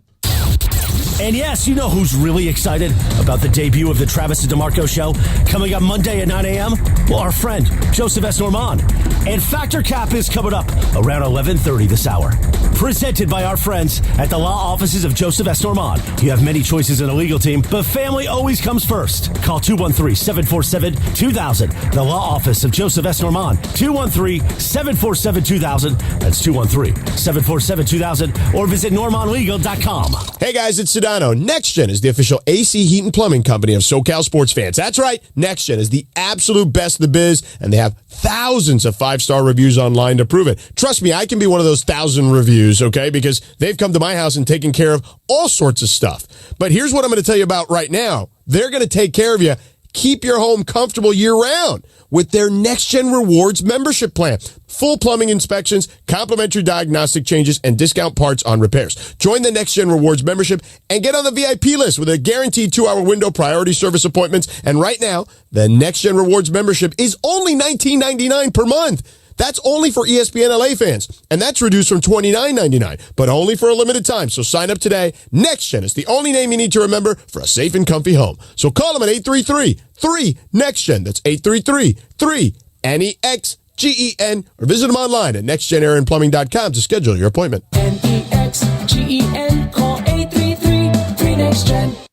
Park, party, and play at Hollywood Park Casino, LA's premier card room. Now open 24/7. Play no-bus blackjack, poker, and more. Enjoy Century Bar and Grill's flavorful menu for lunch or late-night dinners. Watch your favorite teams and catch up with friends on game days. Unwind and enjoy live music and crafted cocktails at Ray's Lounge. Easy parking and access, Hollywood Park Casino. Located next door to the Forum and SoFi Stadium. Park, party, and play. Hollywood Park Casino. Elevate your game. Must be 21 and older to enter. These are approved DOJ games. Vegas 004527. Vegas 003871. Gambling problem? Call 1-800-GAMBLER. Hey guys, it's Cap. So you get this letter from the Department of Water and Power with 2 big bold words, high usage. And you don't really know what to do about it, but you kind of have an idea of who you can blame. So you go knock on your daughter's door and you go, hey, would you stop showering for 45 minutes twice a day? And then you go to your son and say, would you please stop washing your car 3 times a week? And then you continue with your life until you get another one of these beautiful letters that says high usage on it. This is where the Water Boy comes in. The Water Boy specializes in pressurized leak detection, All they do, day in and day out, is go to homes and find leaks. Their state-of-the-art equipment allows them to visually and acoustically inspect your pipes to find that stubborn leak that's constantly flowing. It can be anything from a failing toilet to a burst pipe in your slab. You don't even know it existed.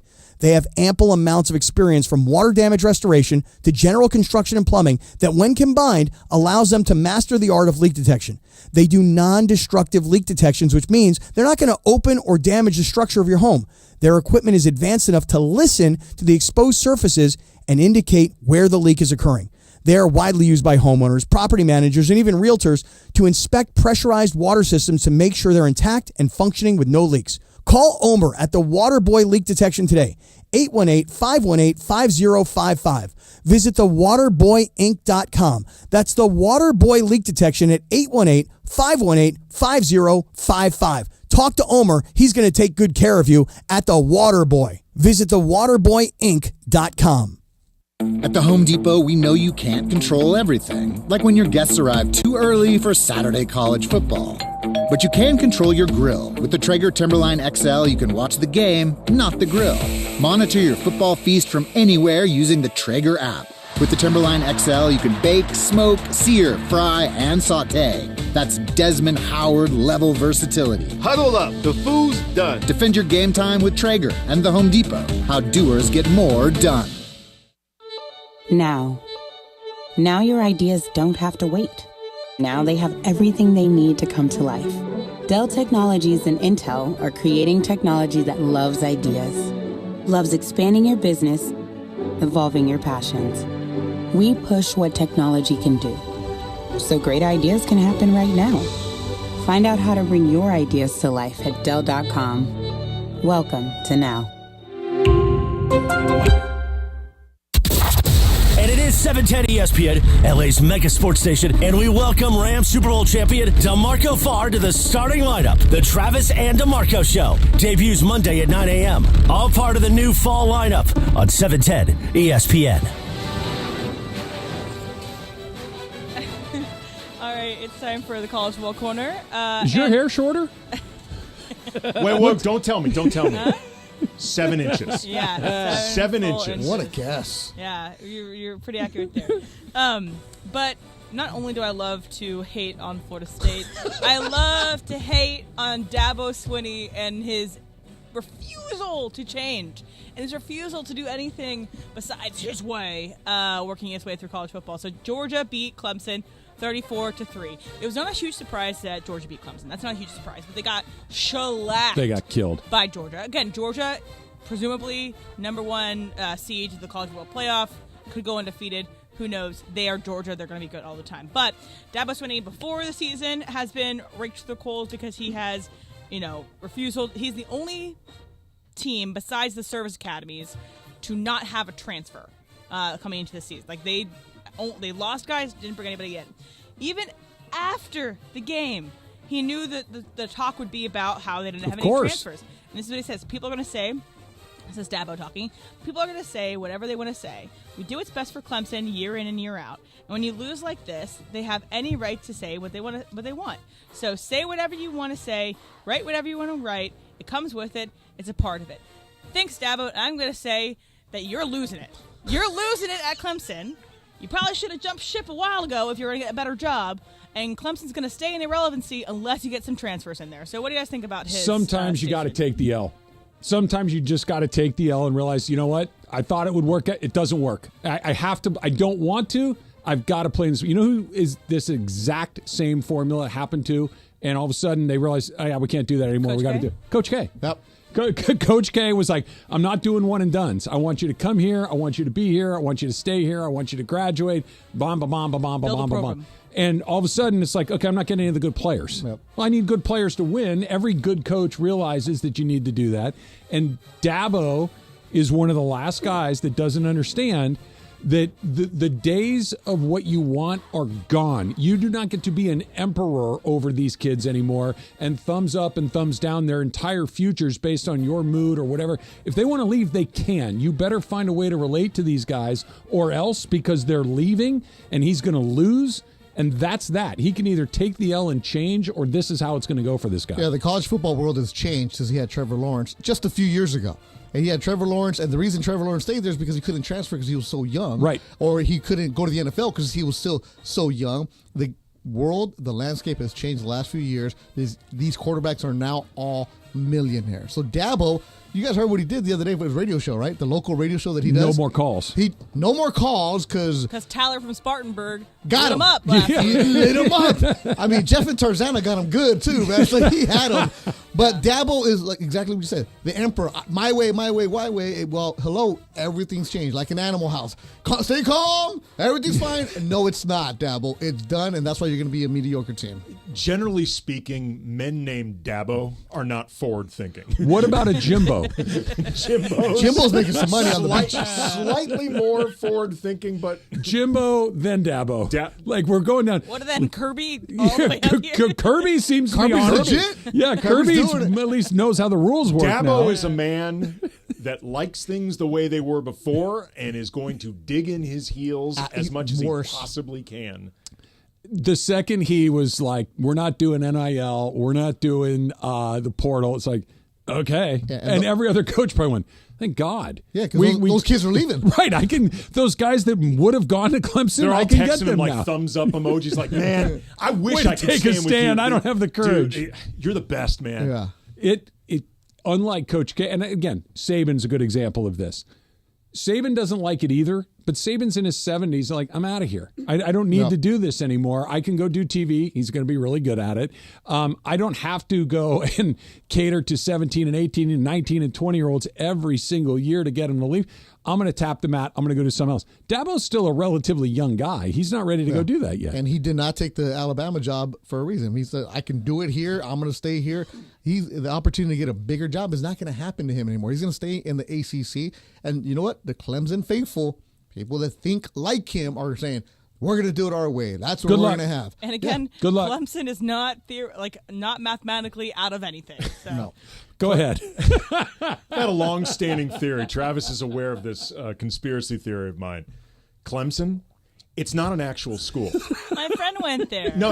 Eldon Campbell went there. He's in on it. There are Clemson exists. This is a long-standing theory of mine. I've had it for over a decade. Clemson exists purely as an operation to funnel money into the state of South Carolina, because most of, like 90% of the people that you've ever heard of going to Clemson are either athletes or South Carolina politicians.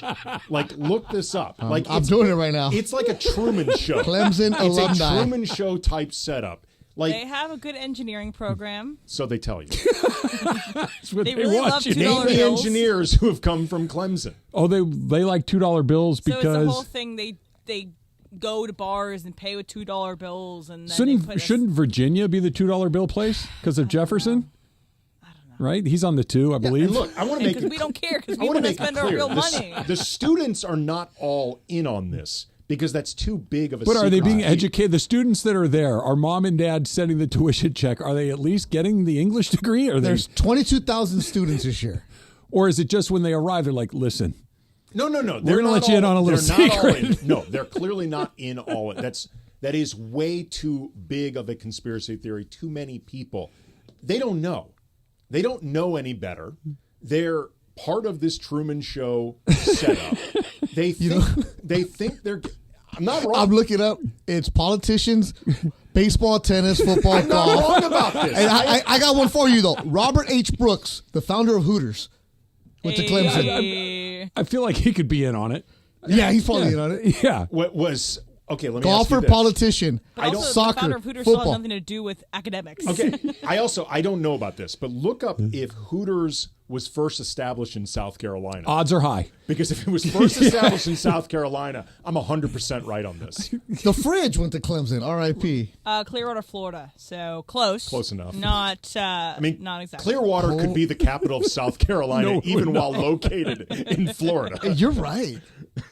They're all politicians. I'm telling you, they're all in on this thing. You have two theories that I absolutely 100% subscribe to. That's one of them. The other one is that everybody that ever plays for the Lakers should get a statue of varying sizes and locations. Yeah, Brian and I, in one of the incarnations of many Laker podcasts we had, we came up with this thing called the statue game, which is that everybody who ever played for the Lakers, even on a 10-day deal, you get a statue of sorts, and the size and real estate of the statue signifies your significance to the team. Like, for example, Kobe's statue would be at center court, and everyone just has to play around it because that's what he meant to the organization. He was the sun that everything orbited around. You know, someone like... What about Mike Smrek? Mike Smrek's a good one. He gets like a 2-foot statue in Fountain Valley. It could be anywhere in the city. Oh, yeah. In the greater Los Angeles area. It can be in a lot of different So places. Pemberthy goes to San Clarito. He's at the Masters. That's where he went to school. All right. Okay. Yes. Yeah. Oh, no. It's not all just real estate around I thought it would be like the downtown hidden area. Mickeys at Disneyland where you have to find them located throughout the arena. example, look, that's Chuck Nevitt's statue buried in the wall. Someone like Lamar Odom, for example, who was not a Hall of Famer, never even an all-star, but he was part of 2 championship teams, beloved by the fan base. Lamar's statue would be life-size. It would not be in the plaza of LA Live, but it would be somewhere in he won LA 2 Live. championships. He gets Plaza. Faking 7th. Well, how about LA Live? That's what I'm saying, LA Live. He can get LA Live. It can be part of LA Live, but it wouldn't be right He could be next at the to south Crypto. entrance of the convention center. Okay, That I mean, seems that's about good. right. I want to make it clear. That's that's good. a good Real spot. It's good. not That's a Fountain very- Valley. That's a very good spot. Where's Mike McGee going? Mike McGee, maybe a 3.5-foot statue. It's in the valley somewhere. What's the smallest statue we're making? Are we getting into like 6-inch territory? They're like figurines. Monopoly tokens. There are figurines. If you are a guy like a Robert Sacre. Sacre at least had a couple full seasons. And he went to East LA. He's with El Tepeyac. Who was the other Thompson that He gets wasn't his statue. Michael It's like Thompson? 4 feet Yeah. in East LA. There it is. Take him out there. Yeah. Like if you were on a 10-day contract, you get essentially like a figurine. The guy, who's the guy we were doing pre and post together at the time that came up, he was an older player, came up, made a bunch of threes in his Andre debut. Ingram. Andre Ingram. Yeah. Andre Ingram would get his statue should be nice because his story was great. It's a great story. You put him at South Bay Lakers home. You put him out there. Yeah. Oh. Yeah. You put him right next to the South Bay Lakers or like a home for the aged in the South Bay. Where does Kobe Carl go? Kobe Carl. Well, here's the problem with Kobe Carl. Kobe Carl was a good dude. My mom met actually Kobe Carl. He was wonderful. His dad is an a-hole on Twitter specifically towards the Lakers. Oh. So in a lot of ways, his dad is hurting Kobe's real estate. Yeah, so we'll see. Sun Yue would get his statue at the In-N-Out that they sent him to that one time to pick up burgers for the team, and he got lost, and the plane took off like an hour and a half late. All right, the Trav and DeMarco show Beto remembers. is going to debut on Monday morning at 9 o'clock. Let me give you that again. The Travis and DeMarco show debuts Monday morning at 9 o'clock, right after Greeny, as part of the new fall lineup on LA's mega sports station, 710 ESPN. Factor Cap is coming up next with Producer M. That's next. Let's talk about Prize Picks, right? Prize Picks, Beto, you love Prize Picks. Oh, good weekend, baby. Good Prize Picks is weekend. giving you freebies in the month of September. Here's what Prize Picks is giving you. They're basically just take Caleb Williams and take more than, because Caleb Williams, 1 passing yard gets you a win on Prize Picks every week in September. Only 1 yard gets you an automatic win every football weekend in September. That's 4 weeks of free W's. So don't miss out on Prize Picks because it is gone when September is gone. And you know how Prize Picks work. You pick more or you pick less. You hit, you can win big. You can win up to 100 times your money on Prize Picks with as little as 4 correct picks. You can do night to night. You can do baseball. You can do the NFL. You can do pretty much everything you want. I did a season long for home runs for Otani, Judge, and Soto. Bam! It already hit. You can get your picks done in just a few taps. And withdrawals fast, safe, and secure. You can get your money in as little as 15 minutes, right? So what are you waiting for? Download the app today. Use the code 710 for a first deposit match of up to $100. That's code 710 on Prize Picks for a deposit match of up to $100. Pick more, pick less. It's that easy. This is Rams Super Bowl champion DeMarco Farr. You know I have quite the history at ESPN LA, going all the way back to the mid-2000s when I did that weekday show on the station. Then I escaped to St. Louis. Then I came back when the Rams came back. It's been amazing to be a part of the Rams broadcast team since 2016 and on the station sitting in for all the shows. But it's an honor to get to be a part of LA's mega sports station starting 5 days a week. Coming up on Monday. Don't miss the debut of the Travis and DeMarco D'Marco Show on 710 ESPN. Monday, 9 a.m. Be there. Hey guys, it's producer Lindsay. Listen up, sports fans. Gear up for your next game day hang with your friends. What's on the menu? Sliders, wings, chips, and salsa? Well, all your favorite game day foods go great with Stella Rosa wines, a semi-sweet and semi-sparkling wine that must be served chilled. Stella Rosa can be found at your local retailer, so remember to grab a couple bottles next time you shop. Nothing sweeter than a cold glass of Stella Rosa and watching your team compete. Please celebrate responsibly. Hey, it's Travis. Accidents are devastating. The recovery process is difficult to deal with. No one should have to face it alone. No insurance company is ever on your side. Anything you say to an insurance company can and will be used against you at any point throughout the process. Let me tell you about the law offices of Joseph S. Normand and his trusted team, and they'll treat you like family. That's why I called him when my son was in an accident. We called Joe, and he hit it out of the park. 213-747-2000 or visit normandlegal.com. That's 213-747-2000. You know, as they say, one person's personal information is another person's treasure. Exactly. That's why I use NordVPN every time I surf the web.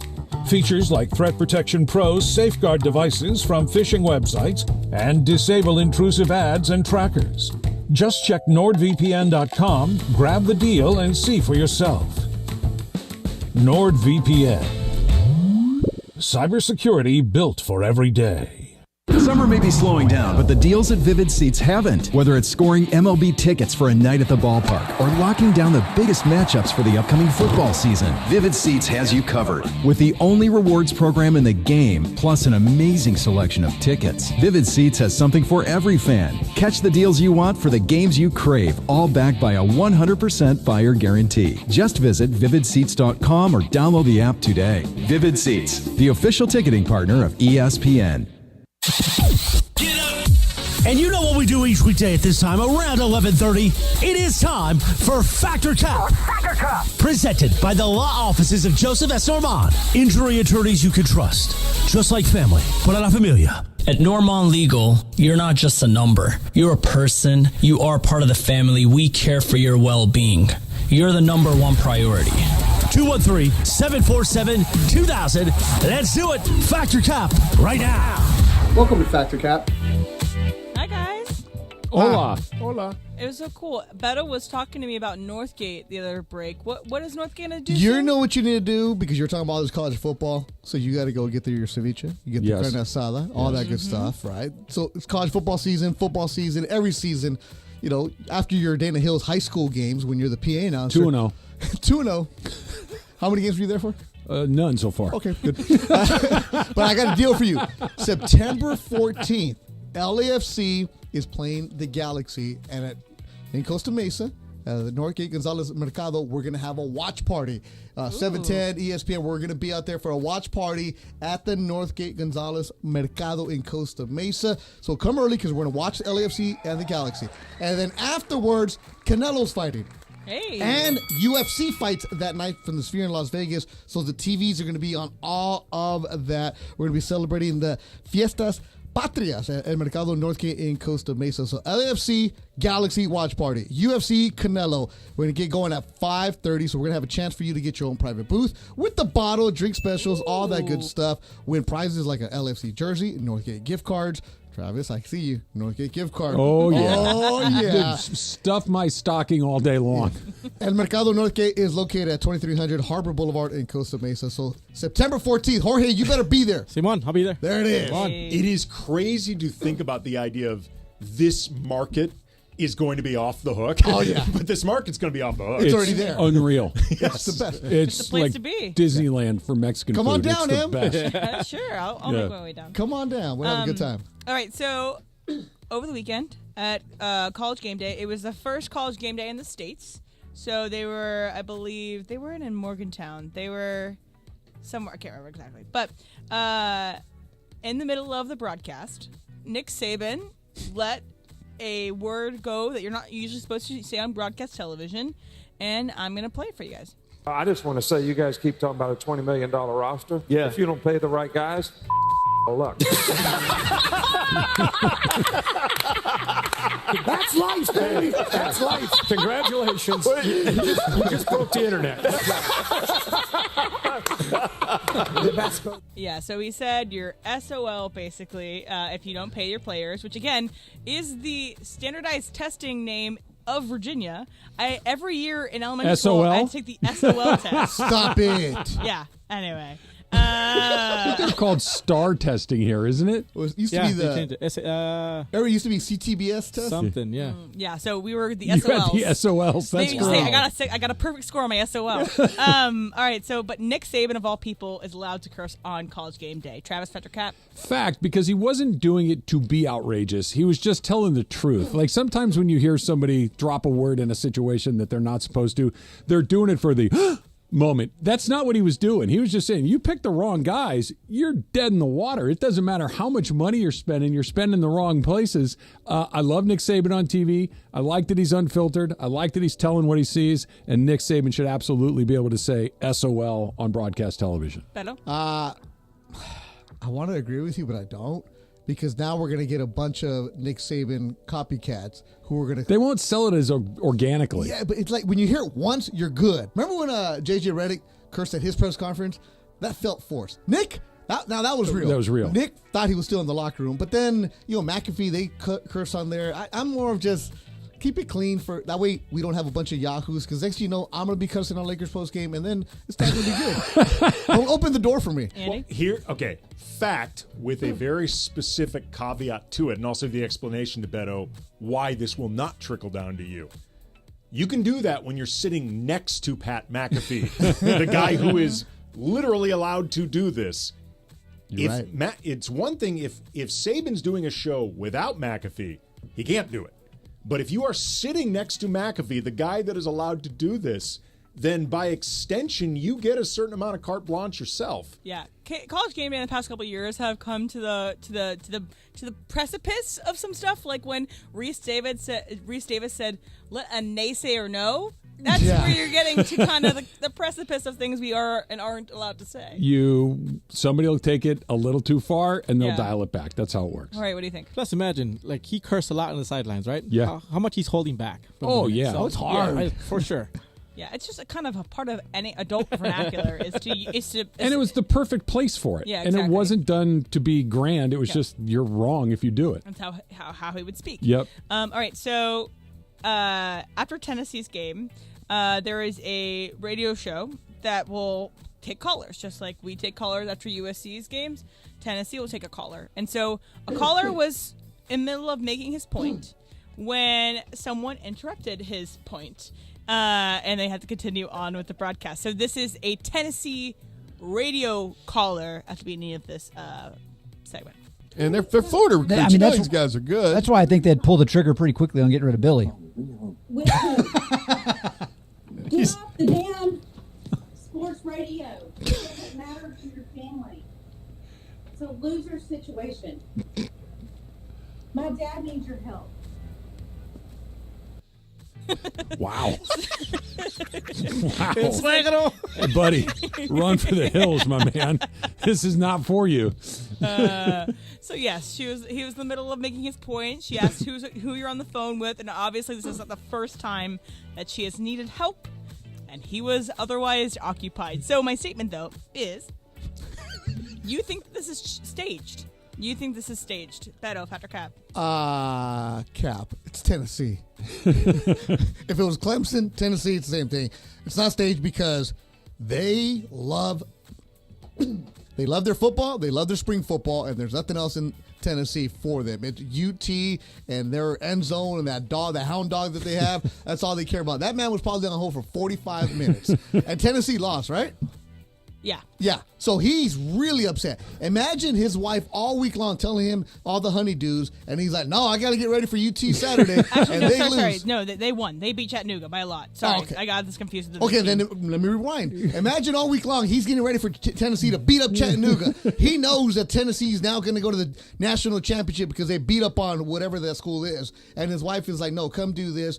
That's not staged because that's what they do there. They crushed him like 69-3. Yeah, I got the. Oh, so they didn't even cover. Oh, that's why he's mad. Andy. Cap, this was not staged. You can't go viral from Tennessee. I don't even know if they have the internet in Tennessee. That's not the place where you set up to go viral. This also feels like it was potentially like a peek into the life of Jeff and Tarzana. Yeah. Some of these other people that and that's why that man, a lot. That's why that man needs to call a Tennessee postgame show. Trev? Let me just say, it's Cap. It's not staged. You know the sound of an exasperated wife when you hear one, and that was one. And that was very clearly a woman who had had enough. She needed help with what, if I heard it right, her father needed help. Yeah. She needed her husband. But her to help dad was her on hold too. The other reason too that it's not. The other reason it was not staged is it's too hard to track down who they were. Like you didn't see them actually doing it. There's no real moment to capture. She was tired of this guy being on the radio all the time, and now she hit her breaking point. Not staged. Yeah. That was a truly exasperated wife. Yeah. They would both be better off if they said, "I'd still like to call," and she said, "I get it. Let's go our separate So ways." this is not Reddit page. Beto, this is what we call a mandilon. Good to know they have them in Tennessee, too. This is where the Reddit page for Tennessee football is going after him right now. JJ Reddit, who listens, he's on it right there. I found this on Reddit CFB, so that's fine. There you go. I got one more for you Go. guys. So I saw a movie yesterday. It's called Between the Temples, and it talks about it's a very interesting movie. Won't be for everybody, but it kind of comes to a climax at a Shabbat dinner where someone gets invited who doesn't know anybody else at this dinner. Basically, a new introduction of a person. So my statement is, you have to get to a certain level with a friend to get invited to their family dinner. So it's like, you can't even just be a basic friend. You have to be a very good friend to get invited to family dinner. Andy, Fat or Cap? Cap. I had plenty of friends growing up that would just happen to be around. You know, we're eating dinner. Can you stay or whatever? Maybe a Shabbat dinner. Like Yeah, very specifically different something than, yeah. like that, because that starts having like religious connotations. Exactly. Like, not that people who aren't Jewish wouldn't be invited, but there's an idea of, are you comfortable sitting through this? Do you want to be spending There's lots your of steps, Friday night right? doing Yeah. this? Like, it can be a long dinner. You're gonna have to pace yourself before we actually eat. Like, you know, depending if you're keeping kosher, the menu may be limited, something like that. But as far as just like your regular Wednesday night dinner, no, I don't think you have to be that close. Travis? I agree with Andy. We had, when I was on the kid end of it, anybody that wanted to stay for dinner could stay for dinner. It didn't matter at all. Holidays, Thanksgiving, Christmas, whatever. Invite whoever you want. It's an open situation, nonstop. I'm happy to have anybody stay with it. We don't have it's different now. There's not a bunch of kids coming in and out the way that there used to be. But yeah, sit What at if my it's table. a romantic partner? What do you mean? Like, you're saying, hi, this is my boyfriend or girlfriend that's going to come to family dinner. You have to be a certain level of that? No. If they want to... Well, that's more about the seriousness of your relationship. That's up to than the person setup. extending the invitation. But yeah, no, more the merrier. Yeah, I'm the dad who, after a soccer game, has all the kids with them, and we're going to Chick-fil-A and spending way too much money on this. Right? But I'm also... Should be taking them to Northgate. Ooh. Then there's a bar there. I got to be careful. No, Nice but bar. yeah, it's more the merrier for us, right, Jorge? For Latino families, Quédate especially un taco. You know, that's what we say. Oh, you're insulting a Mexican mom if you leave and don't eat there. And you know, for Christmas especially, there's always a straggler or a tío that you don't like, but he's always invited because you want to make sure the more the merrier is how we roll. How do you ever uninvite somebody from something? Oh, well, as we get older. Do you just stop inviting, or what if it's like the uncle that you don't want? He's right? going no matter what. But that's Because what I mean. But what if you're like, okay, this guy ruins every Christmas. Yeah, we really don't want him I coming had to go anymore. through this with a trivia person that was part of our main trivia group that had to be kind of phased out. Okay. Yeah. I want to know how you phase them out. Yeah. We'll come up with that. That's coming up next. Plus, Dodgers got a guy that has totally changed the way that their lineup is functioning. It's not who you think of as well. Plus, a reminder, the Travis and D'Marco Show debuts on Monday morning at 9 o'clock. Remember, we're moving up an hour. At 9 o'clock, Trav and D'Marco debuts on Monday, right after Greeny, as part of the new fall lineup on LA's mega sports station, 710 ESPN. And Fact Cap, of course, is sponsored by the law offices of Joseph S. Normand. You have many choices in a legal team, but family always comes first. Call 213-747-2000. That's the law offices of Joseph S. Normand. That number again, 213-747-2000, or visit normandlegal.com. It's Evan Cohen. Welcome back from Labor Day weekend, and welcome back football. I guess welcome back Live Imaging Tuesday with Morales as well. I guess. And welcome D'Marco Farr to the starting lineup of 710. The Travis and D'Marco Show begins Monday, 9 a.m. And don't forget our show, Unsportsmanlike. We'll get the morning drive kicked off 3 to 7 a.m. starting Monday. Greeny at 7, the new fall lineup. Live and morning drive starts Monday on LA's mega sports station, 710 ESPN. When pain keeps you from doing what you love, Hoag Orthopedic Institute gets you back to you. We are ranked number 18 in the nation and number 1 in Orange County for orthopedic and spine care by U.S. News & World Report. From the surf to the green, our world-class doctors are there, which is why more Californians choose Hoag Orthopedic Institute for orthopedic and spine care more than any other hospital. At Hoag Orthopedic Institute, there is no one better at getting you back to you. Proudly founded by premier physicians in partnership with Hoag. Learn more at HoagOrthopedicInstitute.com. Park, party, and play at Hollywood Park Casino, LA's premier card room. Now open 24/7. Play no-bus blackjack, poker, and more. Enjoy Century Bar and Grill's flavorful menu for lunch or late-night dinners. Watch your favorite teams and catch up with friends on game days. Unwind and enjoy live music and crafted cocktails at Ray's Lounge. Easy parking and access, Hollywood Park Casino, located next door to the Forum and SoFi Stadium. Park, party, and play. Hollywood Park Casino. Elevate your game. Must be 21 and older to enter. These are approved DOJ games. Geico 004527. Geico 003871. Gambling problem? Call 1-800-GAMBLER. Jelly Roll. The Beautifully Broken Tour. Friday, September 6th, Crypto.com Arena. With Warren Zeiders and Alexandra Kay. Jelly Roll. Live. On sale now at Ticketmaster.com. For more, visit jellyroll615.com. Over 20 years ago, the first batch of Tito's handmade vodka was distilled in the heart of Austin, Texas. Since then, its roots have stayed put, and its vodka continues to be made on the same land where Tito built his dream. A distillery called Mockingbird that houses a simple vodka with a spirit the size of Texas and as good as the day it was born. Learn more about the Tito's story at Tito'sVodka.com. That's Tito'sVodka.com. Distilled and bottled in Austin, Texas. 40% alcohol by volume, namely 80 proof, crafted to be savored responsibly.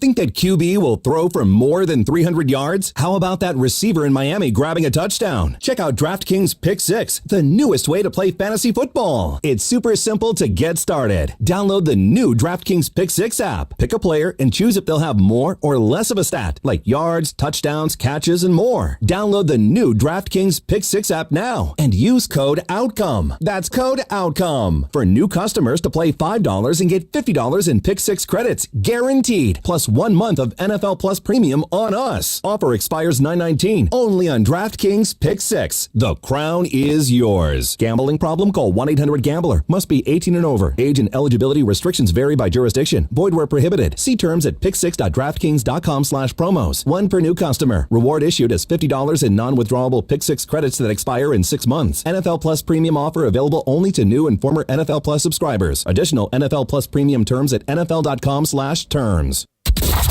And it is 710 ESPN, LA's mega sports station, and we welcome Rams Super Bowl champion D'Marco Farr to the starting lineup. The Travis and D'Marco Show debuts Monday at 9 a.m. All part of the new fall lineup on 710 ESPN.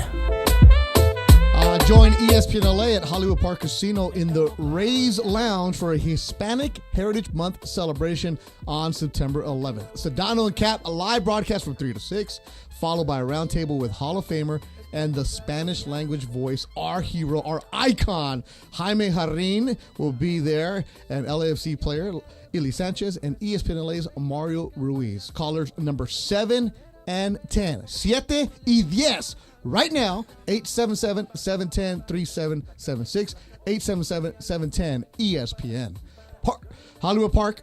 Party and play at Hollywood Park Casino. LA's premier card room. Must be 21 and older to enter. Elevate your game. Hollywood Park Casino.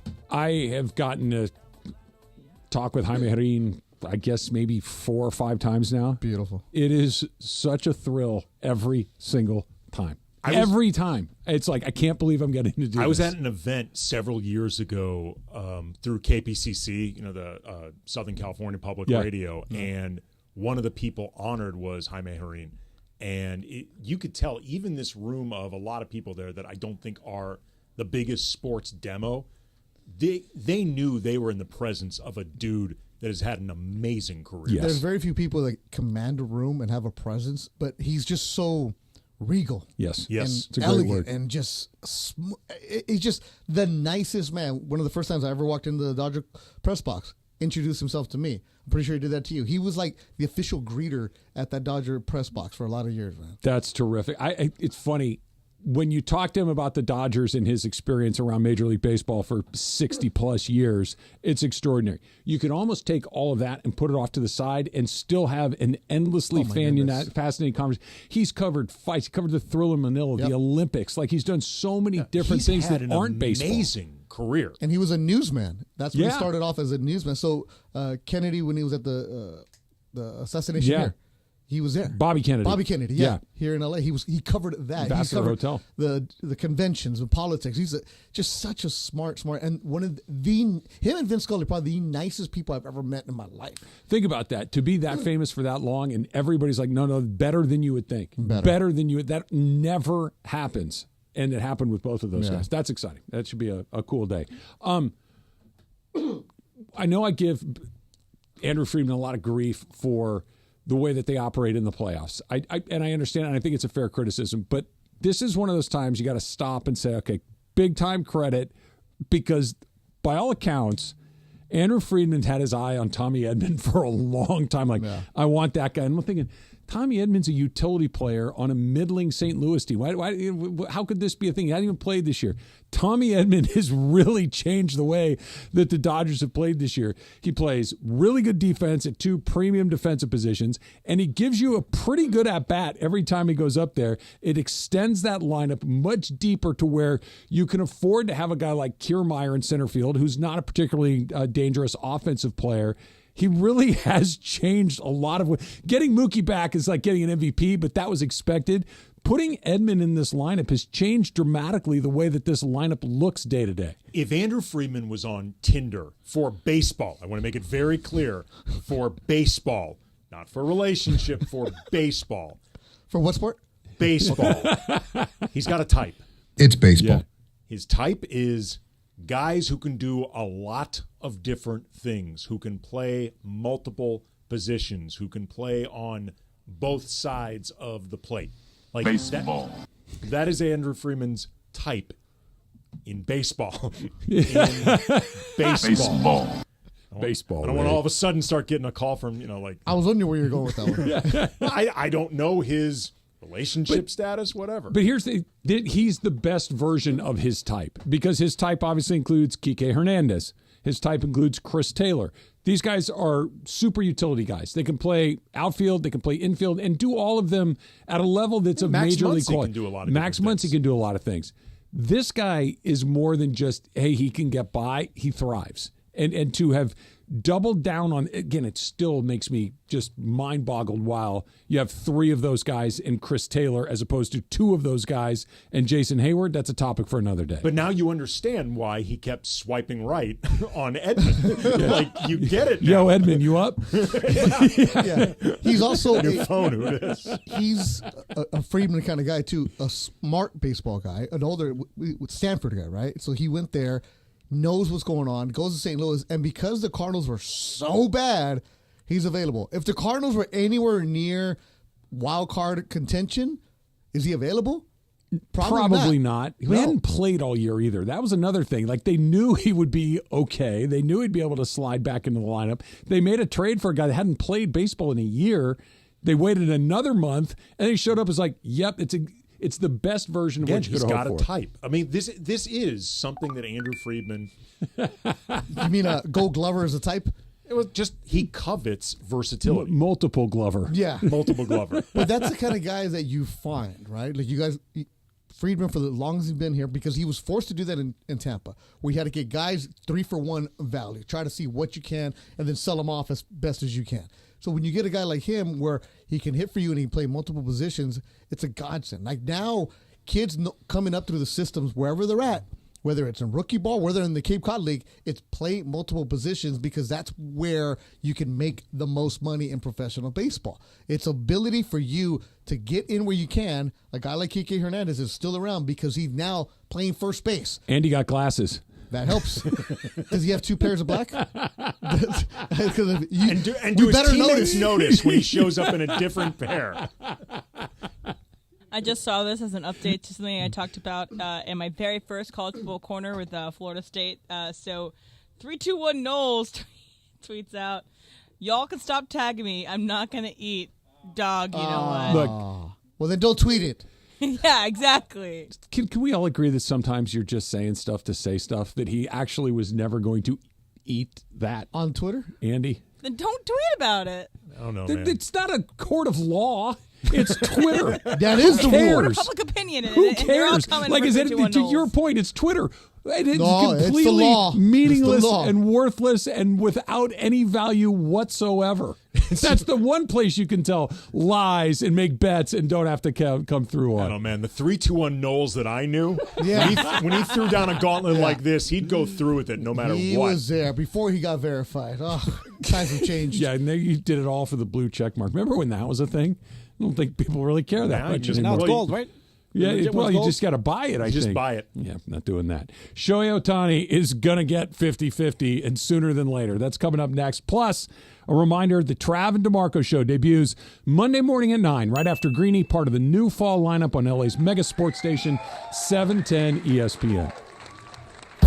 This is Rams Super Bowl champion D'Marco Farr. You know I have quite the history at ESPN LA, going all the way back to the mid-2000s when I did that weekday show on the station. Then I escaped to St. Louis. Then I came back when the Rams came back. It's been amazing to be a part of the Rams broadcast team since 2016 and on the station sitting in for all the shows. But it's an honor to get to be a part of LA's mega sports station starting 5 days a week. Coming up on Monday. Don't miss the debut of the Travis and D'Marco Show on 710 ESPN. Monday, 9 a.m. Be there. Escape to paradise at Terranea Resort on the breathtaking Palos Verdes Peninsula. Enjoy 102 acres of oceanfront luxury with panoramic Pacific views. Relax in style with a variety of accommodations from elegant guest rooms to private villas. Indulge at diverse dining venues and rejuvenate at the award-winning spa. Visit Terranea.com to book your stay today. Terranea Resort, luxury on the Southern California coast. Just as every point matters, every detail counts in our meticulously crafted vehicles. Experience luxury at the top of its game. Welcome to Cadillac of Beverly Hills, the #1 Cadillac dealer in the Western region for the 3rd year in a row. Come and check out the incredible selection of new and pre-owned vehicles today at our showroom, 8767 Wilshire Boulevard in Beverly Hills, and at CadillacBeverlyHills.com. 710 ESPN, your home for the 17-time world champion Lakers. KSPN Los Angeles, a good karma brands radio station. And it is 710 ESPN, LA's mega sports station, and we welcome Rams Super Bowl champion D'Marco Farr to the starting lineup. The Travis and D'Marco Show debuts Monday at 9 a.m. All part of the new fall lineup on 710 ESPN. Katy Perry, right? No. No? Who's this? Kesha. Oh. With a K. No. Does she have the dollar sign in her name? Not anymore. Yes. No, not No? anymore. Oh, no? There's no dollar sign. She took What away does the it say dollar on sign. Twitter? She took away the dollar sign when she stopped working with Dr. Luke. Oh. And so now that was a whole big thing. She sued Dr. Luke. She's the one that got ignored by Seinfeld. She asked for a hug, and he said, Oh. no thanks. Oh, I don't even know that because it doesn't really Jerry matter. Seinfeld. Who cares? Because you don't know it we matter? Yeah, exactly. See, no. We got to do better than that. We got to do better than that. No. But I've never seen that thing with the Seinfeld and Kesha. No.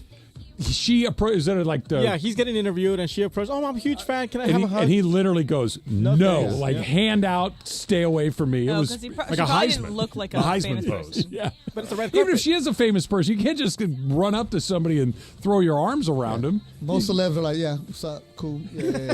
Kesha was like, no, I do that for Jerry also, man. I love him. 46 and 44. 46 and 44 is where Otani is right now. Or actually 44 and 46, right? Yeah, okay, 44 homers, 46 steals.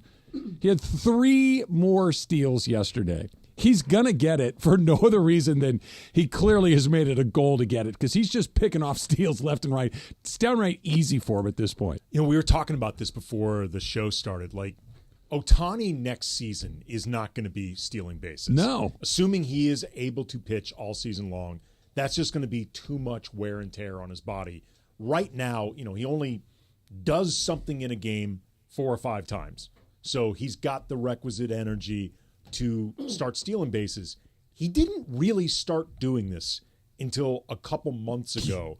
Yeah. And it's kind of at the beginning of June. You wonder if he recognized, okay, I could maybe do the 50-50 thing, and if I'm going to do it, this is my one opportunity to do it.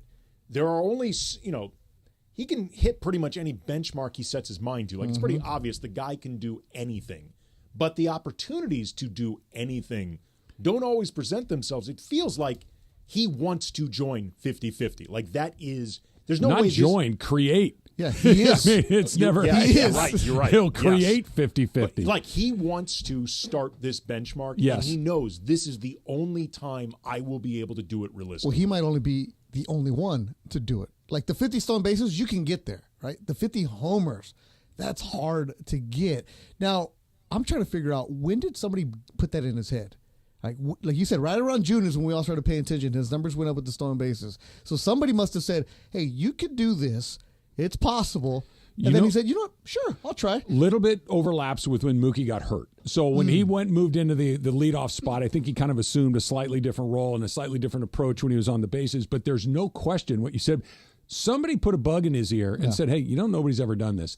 Because I think not only is Otani competing day to day, I think he's one of those guys that is very aware of history and his place in it. LeBron's like this. Jordan was like, there are just some guys that, and by the way, that's not lessening anything else. I realize I'm not competing against Bryce Harper.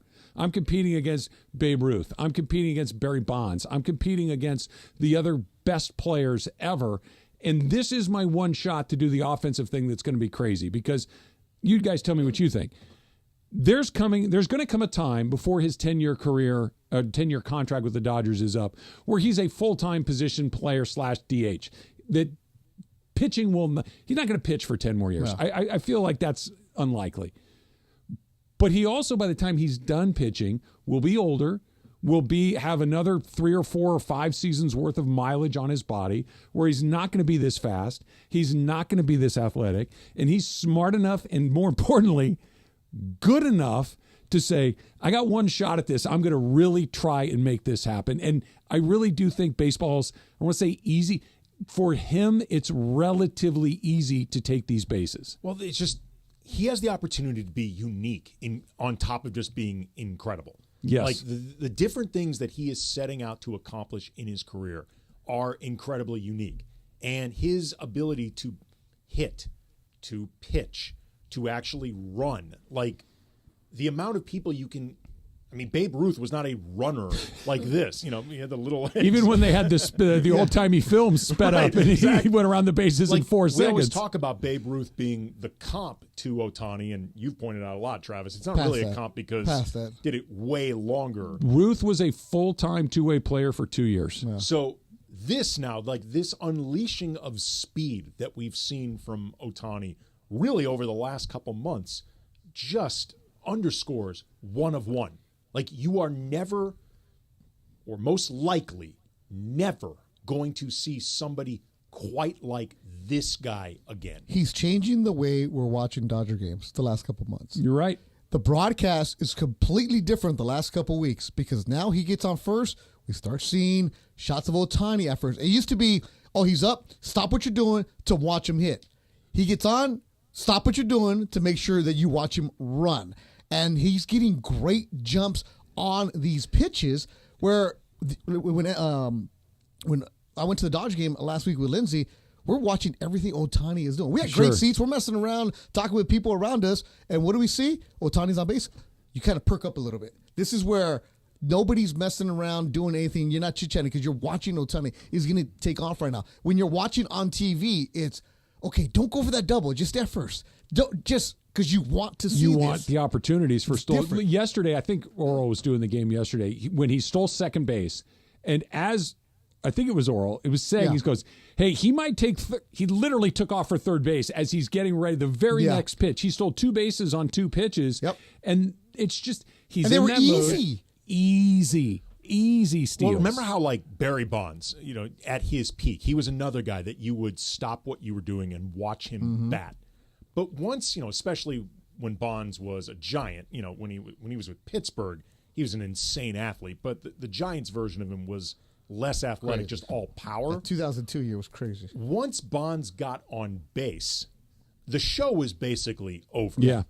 With Otani now, he occupies the entire inning. Like until that inning is done or Otani is done with that inning, you're watching the whole time now. And he's a dude. He's 6'4", 6'5", running. Like Mookie, 5'10", stealing 60 bases. Okay. Mookie looks like he should be stealing 50 bases. Billy Hunter back in the day for the Reds. Okay, get 100 something. Vince Coleman, Ricky Willie Henderson. McGee. Like you're not 6'5" stealing. No, this is like Mike Piazza stealing 50 bases. Well, it's okay. It's like we They're always about talk. the same size too. Yeah, they are. Otani's bigger. Yeah. It's like we talk about in the NFL, like the 320-pound defensive lineman who runs a 4.5 40. Yeah. Like things that should not be happening. Otani at his size should not be this fast. So here's what's going to happen this year. Put the postseason stuff in a separate category because that'll be what it's going to be. It has nothing to do with Otani. Otani's going to go 50-50. That's never been done. Yep. He's going to set the Dodgers single-season record for home runs. It's currently 49, Sean Green. He's going to go north of that unless something weird happens.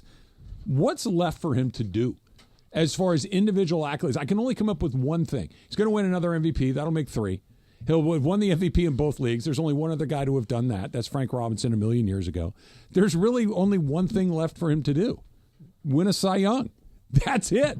And he could do that as soon as far as next what's year. completely in his control. Just completely in his control and an individual award. The like accolades every that other, he can rack up. Yeah, that's it. There's nothing left for him to do individually. The sales meeting is over. I'm back in. It's a live Imaging Tuesday.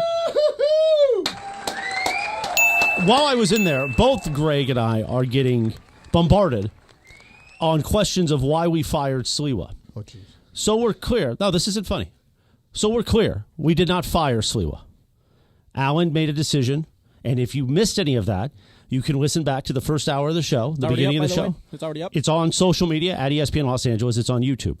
I 100% respect Alan's decision. It's not an easy decision to make in this business when you scratch and claw, as everybody in this room knows, to get to a full-time show in Los Angeles. So I applaud Alan choosing to be closer to his family and that being his priority. He will always be a part of the fabric of this radio station, the Mandy Award-winning host of the year, and Mandy's too, and all the things he's contributed on both sides of the building, meaning sales and on-air content over the years. This was Alan's choice. We tried to figure out options and different ways that this could work, and he ultimately made his decision. That's why he was given an opportunity today to start the show with Trav and say goodbye to the audience. As everyone, Andy pointed this out afterwards, and I dealt with it being my father's son, where sometimes he got to say goodbye, and other times they didn't let him say goodbye because the contract went one way or whatever. So people don't do that in this business if there's ill will or we're afraid somebody's going to say something or something went south. There is no ill will, and that's why Slee was given the opportunity to talk to the audience and explain. He was not terminated. We love Slee. It was his choice. So, again, if you want to hear what he had to say, which was awesome, what he talked about, beginning of the show on the podcast, on YouTube, and, like Jorge said, on social media. So, no, just to set that straight. And we are beyond excited for the premiere of the Travis and D'Marco Show Monday at 9 a.m. And then Beto Duran being your new Lakers pregame host, so he'll add that to Lakers pre, post and half. Andy Kamenetsky expanding Lakers talk from 1 hour to 2 hours. Now every week, starting next Monday. Yep. It's part of the new lineup. So this is all positive for everybody involved, and we're going to keep it rolling. Including Al. Yes, this is very positive so I think that's important to say, too, that this was Alan's decision. And it's a decision that we all were sorry he made, but we're supportive that he made it. And that he's gone is unfortunate, but it was Al's decision. Yeah, and great guy. Yeah. Great guy. It's where we are. And when he told me, whoa, okay, but he didn't get fired. So it's just very clear on that. For all the jokes I make about other teammates like Kaplan, that I want to Kaplan out, those are just jokes. They're just bits, everybody. So it's all for the bit. It's all for the bit. It's all for the bit as well. USC's bit is they looked really, really good, and it didn't look fake. That's coming up next. DeMarco and Trav starting on Monday at 9 o'clock. Andy's in today on 710 ESPN. Let's talk about my pal, Joseph S. Normand. When my son was involved in an accident, it was right after he turned 16, right after he got his driver's license. And obviously, we were really concerned about how this was going to play out. And we called Joseph S. Normand. And Joe treated us like he was a member of his own family. And that's what you want, because fact of the matter is, the insurance company is not there for you. They are not on your side. They are on their own side. They want to make sure that they give you the least amount that they need to, not what you actually deserve and what you're entitled to. That's why you got to call Joe. Joe and the team will help you get the medical attention and the maximum compensation that you deserve. You got a lot of choices when it comes to lawyers. Make sure that you pick Joe, because family always comes first with Joseph S. Normand. 213-747-2000. 213-747-2000. Of course, you can go online at normandlegal.com. That's Nourmand, normandlegal.com. And make sure to tell them that Travis and ESPN sent you. It's Evan Cohen. Welcome back from Labor Day weekend, and welcome back football. I guess welcome back Live Imaging Tuesday with Morales as well. I guess. And welcome DeMarco Farr to the starting lineup of 710. The Travis and D'Marco Show begins Monday, 9 a.m. And don't forget our show, Unsportsmanlike. We'll get the morning drive kicked off 3 to 7 a.m. starting Monday. Greeny at 7, the new fall lineup. Live and morning drive starts Monday on LA's mega sports station, 710 ESPN. When pain keeps you from doing what you love, Hoag Orthopedic Institute gets you back to you. We are ranked number 18 in the nation and number 1 in Orange County for orthopedic and spine care by U.S. News & World Report. From the surf to the green, our world-class doctors are there, which is why more Californians choose Hoag Orthopedic Institute for orthopedic and spine care more than any other hospital. At Hoag Orthopedic Institute, there is no one better at getting you back to you. Proudly founded by premier physicians in partnership with Hoag. Learn more at HoagOrthopedicInstitute.com.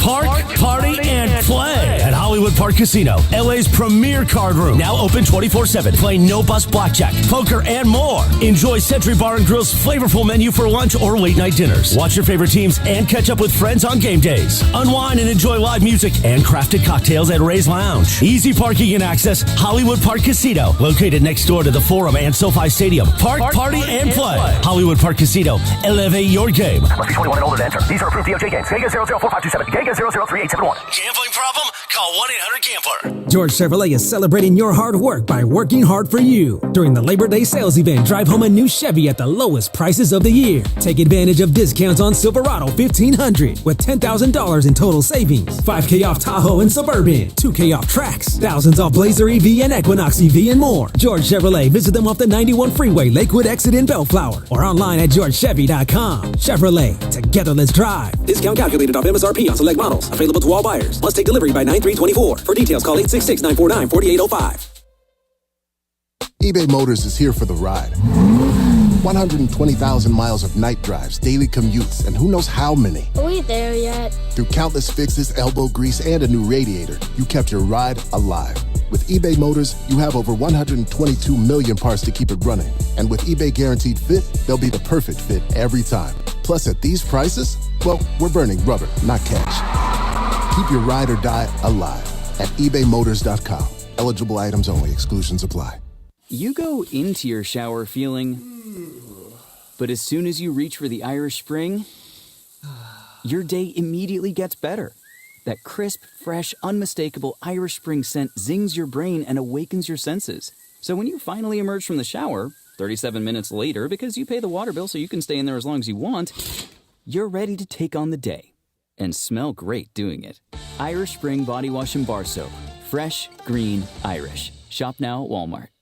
Prescriptions require an online consultation with a healthcare provider who will determine if appropriate. Restrictions apply. See website for details and important safety information. Subscription required. Price varies based on product and subscription plan. Hey guys, did you know there's a generic form of Viagra that works just the same but is 95% cheaper? And you can get it online at hims.com/joy. Through Hims, you'll get a free medical consultation to determine the ED medication that's best for you. Discreet shipping if prescribed, a 100% online process, and a range of treatment options, including trusted generic alternatives to the name brands, at up to 95% off. ED is personal, and at Hims, so is treating it. Just go to hims.com/joy and get connected to a licensed medical provider online for free, with zero copay, no expensive appointments, and no awkward face-to-face conversations. To start your free online visit, you need to go to this exclusive address, hims.com/joy. That's hims.com/joy for your free online visit. HIMS.com/JOY.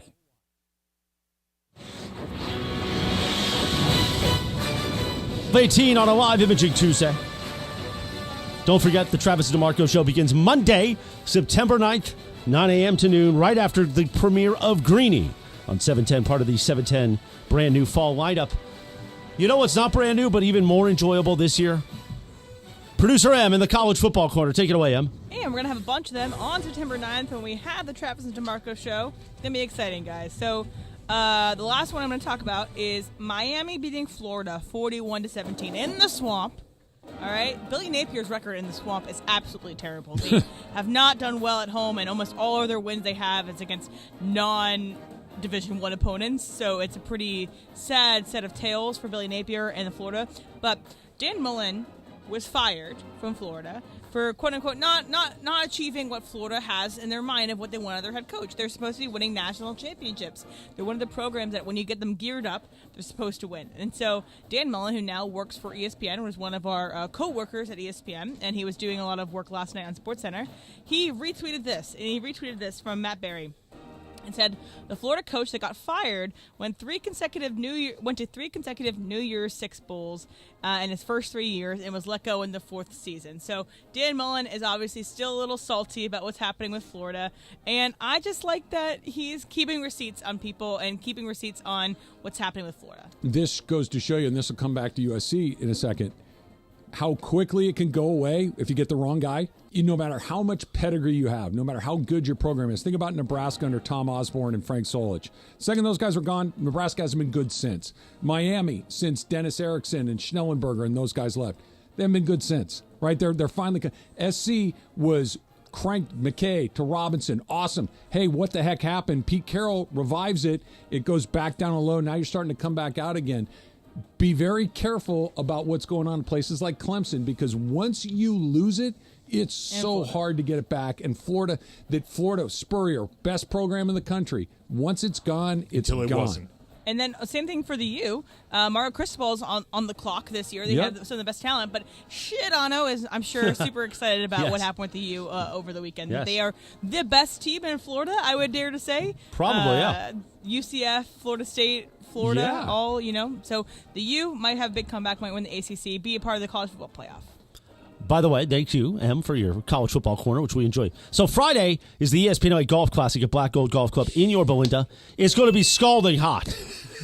Yes, it is. We've ordered more thousands of pounds of ice than we ever have before. But special thanks. You thought the softball game was bad.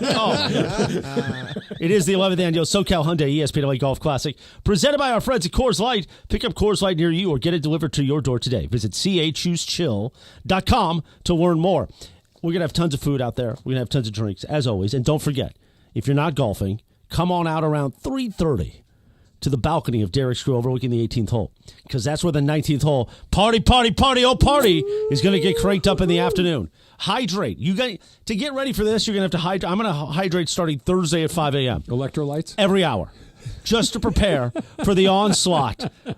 Not just the whole day, but the 19th hole party where the tequila mandala comes out, the Shake Shack. Exactly right. Yeah.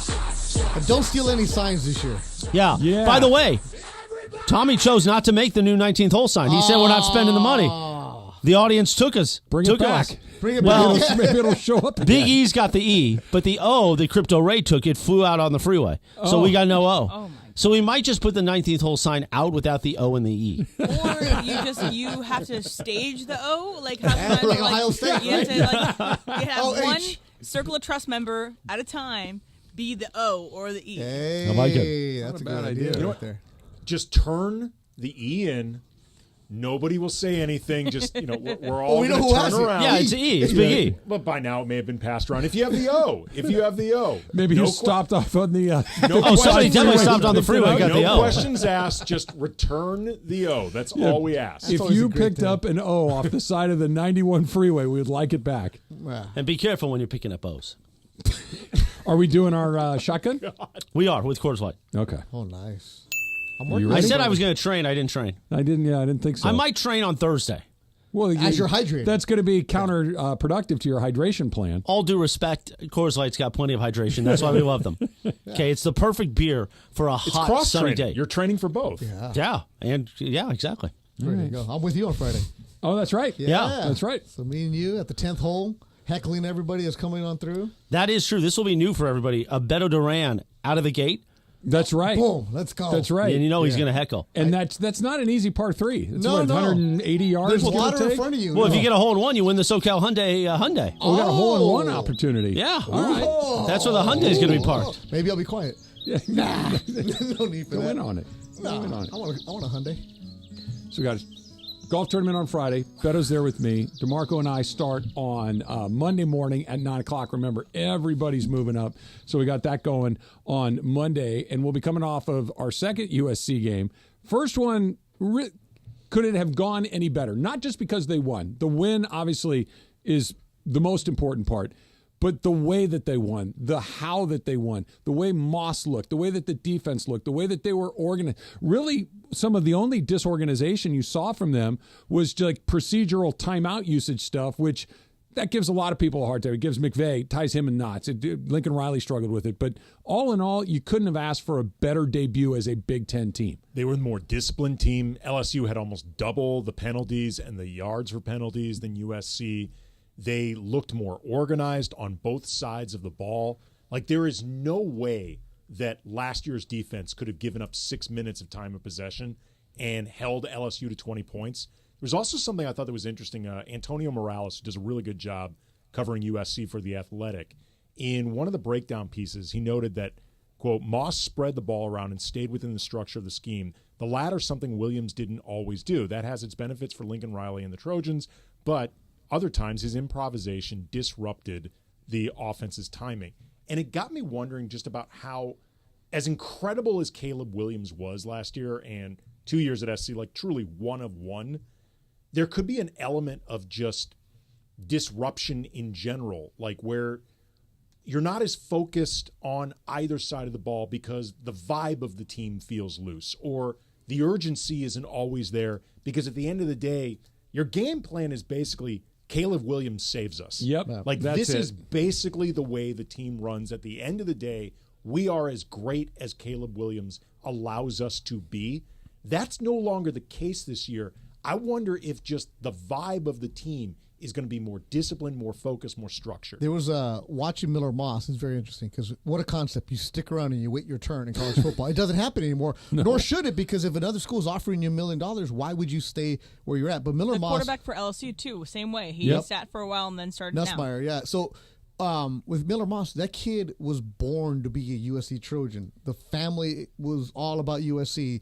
He graduated from USC in 2 years because he was such an outstanding student in high school that he had so many credits coming in. So he's working on his master's degree, right? He might have already had it, but he could have left and didn't. Every time Riley showed up with another quarterback, here you go, you're farther down the depth chart. He just kept on working harder and harder.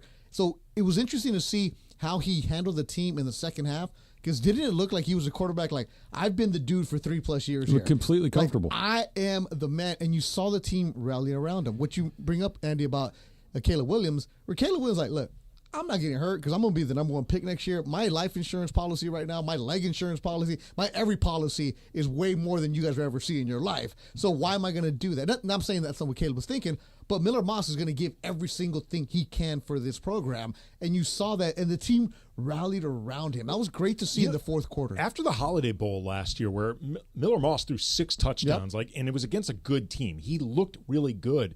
You heard comments afterwards, like guys saying, we see him in practice. Yeah. Like, he's good. He's behind Caleb Williams. Like, the fact that he's backing up Caleb Williams, that's not a mark against Miller Moss. It's Caleb Williams. Well, he was also not even backing him up. He was also backing up Malachi Nelson, who was the big guy out of Los Alamitos who fell down the depth chart. And what did Miller Moss do? Wait his turn and then rises. Look, just because he was backing up doesn't mean he's not good. Matt Leinart backed up Carson Palmer. Steve Young backed up Joe Montana. Patrick Mahomes backed up Alex Smith. Tom Brady, Drew Bledsoe. Brady. Aaron Rodgers behind Favre. Jordan Love behind Rodgers. There's plenty of examples of guys that have had to wait their turn, and when they finally get the opportunity, it hits. I want to go back to something you said a second ago, Andy. This idea of maybe the only downside of having a truly transcendent player is they can save us at any time. They can bail us out at any time. We don't have to be buttoned up because they'll fix it with their greatest. It's like LeBron with the Lakers for the longest. But LeBron really, for a great chunk of his career, we have the best player on the floor. When it comes down to it, he'll save us. He'll be able to pull us out of this. Caleb Williams was the best player on the field every time he stepped out there. Well, that's not the case anymore. You got to be on top. You got to make sure you block and tackle and follow the assignments that you've been given so everything works, and it does make you a little bit more disciplined, and it showed a ton on Sunday night. The tackling, what a concept. It was just, you're watching this game, okay, every single time they get to the line of scrimmage, the guy's actually going down.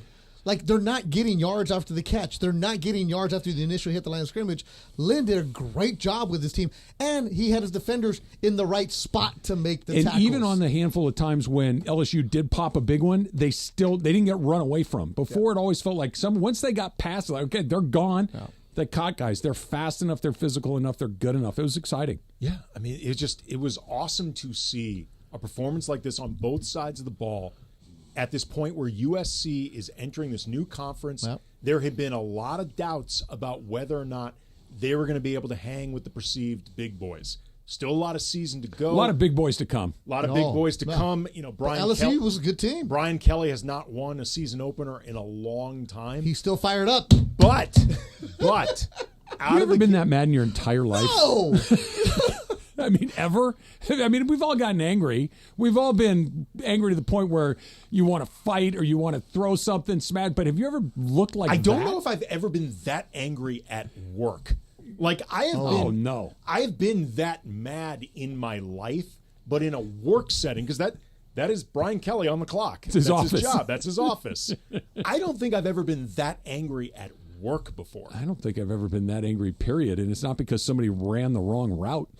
That seems like an aggressive response for missing an assignment on the defensive line. Specifically with Brian Kelly, too. Brian Kelly and Lincoln Riley will always be linked. They moved from programs people don't move from the same year. So they both moved from Notre Dame and Oklahoma, very good, cushy jobs that they could have probably stayed at, but they had national championship aspirations. They both moved to a step up.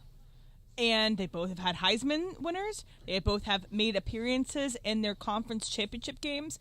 But we look at Brian Kelly as so much more of a disappointment because of the gold he had on his team. Well, and the disappointment in the SEC is always larger than anywhere else. Yes. When you don't win it all out of the SEC, you're going to get crushed. Even SC, where and he's an asshat. That's why we don't like him. That doesn't help either. That doesn't help either. But at SC, even if you don't win the national championship here, people keep moving it pretty quickly. Down there, for 365, it's get this guy out of here. Think about how many years Lincoln Riley was going to be the Dallas Cowboys coach, right? That was the rumor. Might be. Well, maybe. That was the rumor. That Jared was going to go get him, the Oklahoma connection, all that stuff. And Lincoln never took the job for who knows what reason, maybe. Maybe he just didn't want the pressure, he didn't want to leave college. But he came to SC, huge deal. And it appears, after one game, starting to pay off. And a very good year, the year they returned to 710 ESPN. So we like that. With my family. Thank you. Meanwhile, Wednesday, September 11th, you want to be part of our very special Hispanic Heritage Night at Hollywood Park Casino. It's going to be off the hook, and it's going to be a wonderful night to be part of. Sedano and Cap will broadcast live 3 to 6 p.m., of course, the new schedule. Then, Jorge Sedano, George Sedano will sit down with Jaime Jarrin for a one-on-one in front of the audience. Then after that, the great Mario Ruiz. Hey, Mario. We'll talk to Ilya Sanchez from LAFC. Be part of it. Caller 7 and 10M. Yes, right now. Right now, 877-17-ESPN. Callers number 7 and number 10, you get a pair of tickets to be with us for Hispanic Heritage Night, Wednesday, September 11th at Hollywood Park Casino. All right, Rabbit Hole is coming up next. And another reminder that on Monday, the Travis and D'Marco Show debuts at 9 a.m. Remember, everybody's moving up an hour on Monday. D'Marco and I get it started at 9 a.m. right after Greeny as part of the new fall lineup on LA's mega sports station, 710 ESPN. This is Rams Super Bowl champion DeMarco Farr. You know I have quite the history at ESPN LA, going all the way back to the mid-2000s when I did that weekday show on the station. Then I escaped to St. Louis. Then I came back when the Rams came back. It's been amazing to be a part of the Rams broadcast team since 2016 and on the station sitting in for all the shows. But it's an honor to get to be a part of LA's mega sports station starting 5 days a week. Coming up on Monday. Don't miss the debut of the Travis and D'Marco Show on 710 ESPN. Monday, 9 a.m. Be there. Hey, everybody, it's Cap, and I want to talk to you about Prize Picks. First, I want to tell you this. Download the Prize Picks app. Use my code CAPPY, K-A-P-P-Y. They'll match your first deposit 100% up to $100. That's the first thing I want to tell you. So please, download the Prize Picks app. Use my code CAPPY, and let's all play together, and let's all win together on Prize Picks. But here's what I really want to tell you. As we get ready for the football season, Prize Picks is trying to give you easy wins. I'll give you an example.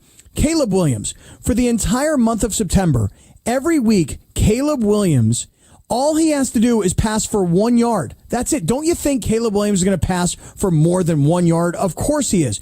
But all he has to do is pass for 1 yard every football weekend in September for 4 weeks, and those are 4 easy W's. Let's take $10, turn it into $1,000, and let's all do it together on Prize Picks. Download the Prize Picks app. Use my code CAPPY, K-A-P-P-Y, and they'll match your first deposit 100% up to $100. We're going to win together. We're going to play together on Prize Picks. John Ireland here. Let's talk about your smile. Meet Dr. Monica Madden at Beverly Hills Orthodontics, where they love supporting their athletes. Whether you're on the field, court, or track, Dr. Madden and her team will ensure you get the best orthodontic care to keep your smile strong and healthy. Check them out at BeverlyHillsOrtho.com or call 877-7-LET'S-DO-THIS. With 4 locations, your orthodontic treatment is convenient no matter where you are. 877-753-8736. Accident or injury, call Jacob and Ronnie. Call Jacob. Hey, it's Mace. When I was in an accident, my friend Jacob was the first person I called. He should be your first call, too. Call Jacob, 844-24-JACOB, or visit calljacob.com. Call Jacob. Something amazing is happening in business. More companies are turning to Mac. From finance to fulfillment, CDW will seamlessly support Mac integration into your organization. With the power of Apple Silicon, best-in-class security, and compatibility across your favorite apps, your team will have the performance they need and the tools they love. Make amazing happen. Mac and CDW. Learn more at cdw.com/Apple. At the Home Depot, we know Saturdays are for college football. That's why we have everything you need to never miss a play. Like North America's #1 home fire safety brand, Kidda. Because on a day full of football sounds you love, like fight songs, roaring crowds, and your favorite commentators... like me, Kirk Herbstreit. The last sound you want to hear is... Defend your game time with Kidda and the Home Depot. How doers get more done. Based on total household installations as of December 2023. 24 minutes in front of 1 o'clock. She hit him in the head with a roller skate. She stomped on him in Boogie Nights. Didn't hit him, stomped him. And then he goes right into the scene. Is it? No, that's after the truck scene when the donut they shop. They were happening simultaneously. When Andy Reid in the donut shop. A lot going on in about a 4 square block area in the valley. Yeah. It's the 70s. I've driven to that church. Not reenacted anything. I've just driven to the church. Is it a church? That parking lot is where the truck? Yeah. That's in a church parking lot. That was one of those old drive-through bank things. It might have been, but the church is right next door then. Okay. Meanwhile, if you haven't seen Boogie Nights, you don't know what we're talking about. But it is a live imaging Tuesday. Travis and D'Marco debuts Monday, September 9th. Right now, though, it is time to go down the rabbit hole. Hit it! You take the red pill. You You stay in Wonderland, and I show you how deep the rabbit hole goes.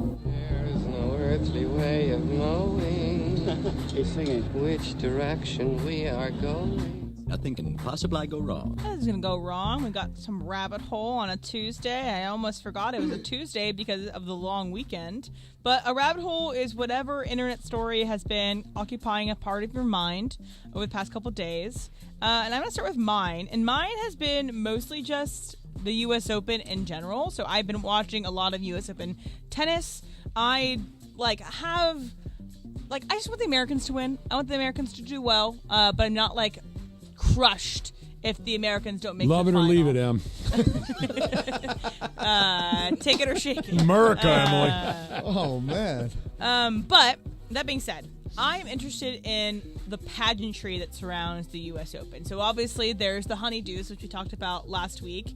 Serena Williams actually had her own TikTok where she talked about how she had a honeydew for the first time, and she tried it with tequila, and it's honestly such a flex to drink out of a cup that has 6 times your name on it. Your face all over it. Well, there's no face, but it's like your name as Serena Williams a couple times as the winner of several U.S. Opens. But there was 2 instances that there was the decorum, quote unquote, was broken amongst tennis. And again, tennis players are insane. They have to have this mental fortitude to play this sport, and sometimes the cracks come out. So there is a tennis player. Her name is Yulia Putintseva. Oh, man, you took my rabbit hole. But You were on the Yulia Putintseva rabbit hole? Okay. Kind of, but I can switch it up. So she's not necessarily known as being the nicest person to play tennis against. And oftentimes, or all the time for these big tournaments, they have young kids be Damn the it, ball Emily, people. you really took my rabbit hole. Young kids do the ball people. And so there's a young woman who has 3 balls in her hand, waiting for Yulia to give her a signal. Like, hey, please give me this ball so I can get it served. So she stands there. Nothing happens, the ball girl. And Yulia's just standing there, hand on her hip, like, what are you going to do? And then so the girl just gives her 1 ball, and Yulia doesn't even touch, doesn't even move, gives her a stink eye continuously. So the girl sends another one. And then Yulia's like, and the girl says the 3rd one. And it's just basically, that's not how you act with these ball people that are trying their hardest. They're volunteering, too. They're volunteering. No, they get paid.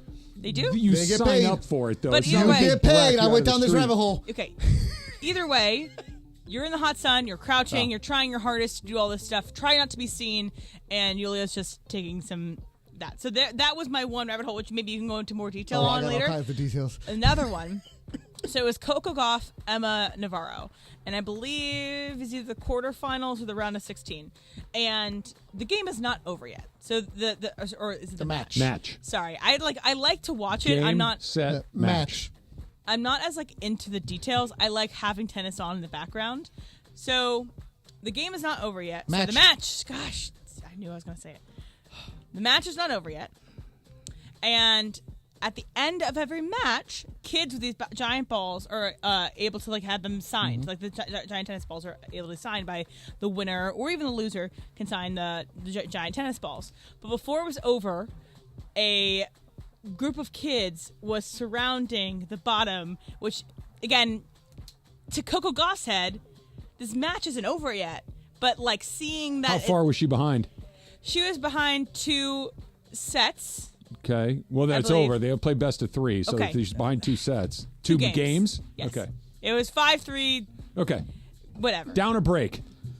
Sure. And the match. Again, this is, The tiebreaker. We talked about earlier where you're out of your depth of stuff. I like We got watching it, We but got out it. of my depth. You're treading water here. Okay, I'm done. That's it. That's my rabbit hole. Whatever. Emma Navarro is a UVA player, so shout out to her. Yeah, she's a Navarro. 23-year-old So from U- I'm gonna pick up off of you, Emily. Navarro, she's a billionaire. You know that? Yes, her dad is a billionaire. Well, she isn't a billionaire. Well, her How did is. Dad make his billions? He created Credit One Bank. Oh, That credit card that helps you. That'll help. That'll So do the it. credit card that helps you when your credit is not well, to reestablish some credit. So Credit One She Bank. also had some interesting interaction at the Olympics with Yes, she did. another tennis player, so she might not be as she might not be the best person. Let's just say that. So I'm gonna go off a little bit off of your rabbit hole.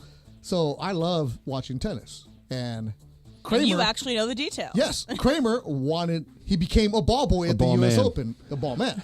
So I was like, how does this happen? Because watching that match, Emily, where the Yuzhniva went off on her and with the stare down, like, why do they have 3 balls? So I went and looked. This is what I do after a lot of wine. And the reason they have 3 balls is one gets put in play, one gets tossed, and one is a backup. So that's why they had the 3. So I was like, you know what? If Kramer could do it, I can do it. So the ball person, over 1,000 people apply, 150 get selected for the U.S. Open, and they do get paid because of labor laws. They have to get paid to be able. It's a 3-month process. Once you do get selected, it's a 3-month process of working out in New York City to show that you're fitness. Because in order for you to work the big court, that's the big deal. Gotta hustle. And if you're not hustling, if you got the little panza ready to roll, you might be on the offside courts. You might be early on. Or like that woman in Challengers who does the juniors, juniors U.S. Open. So I was like, well, I can do this. I got nothing else going on. Let's go. It's September.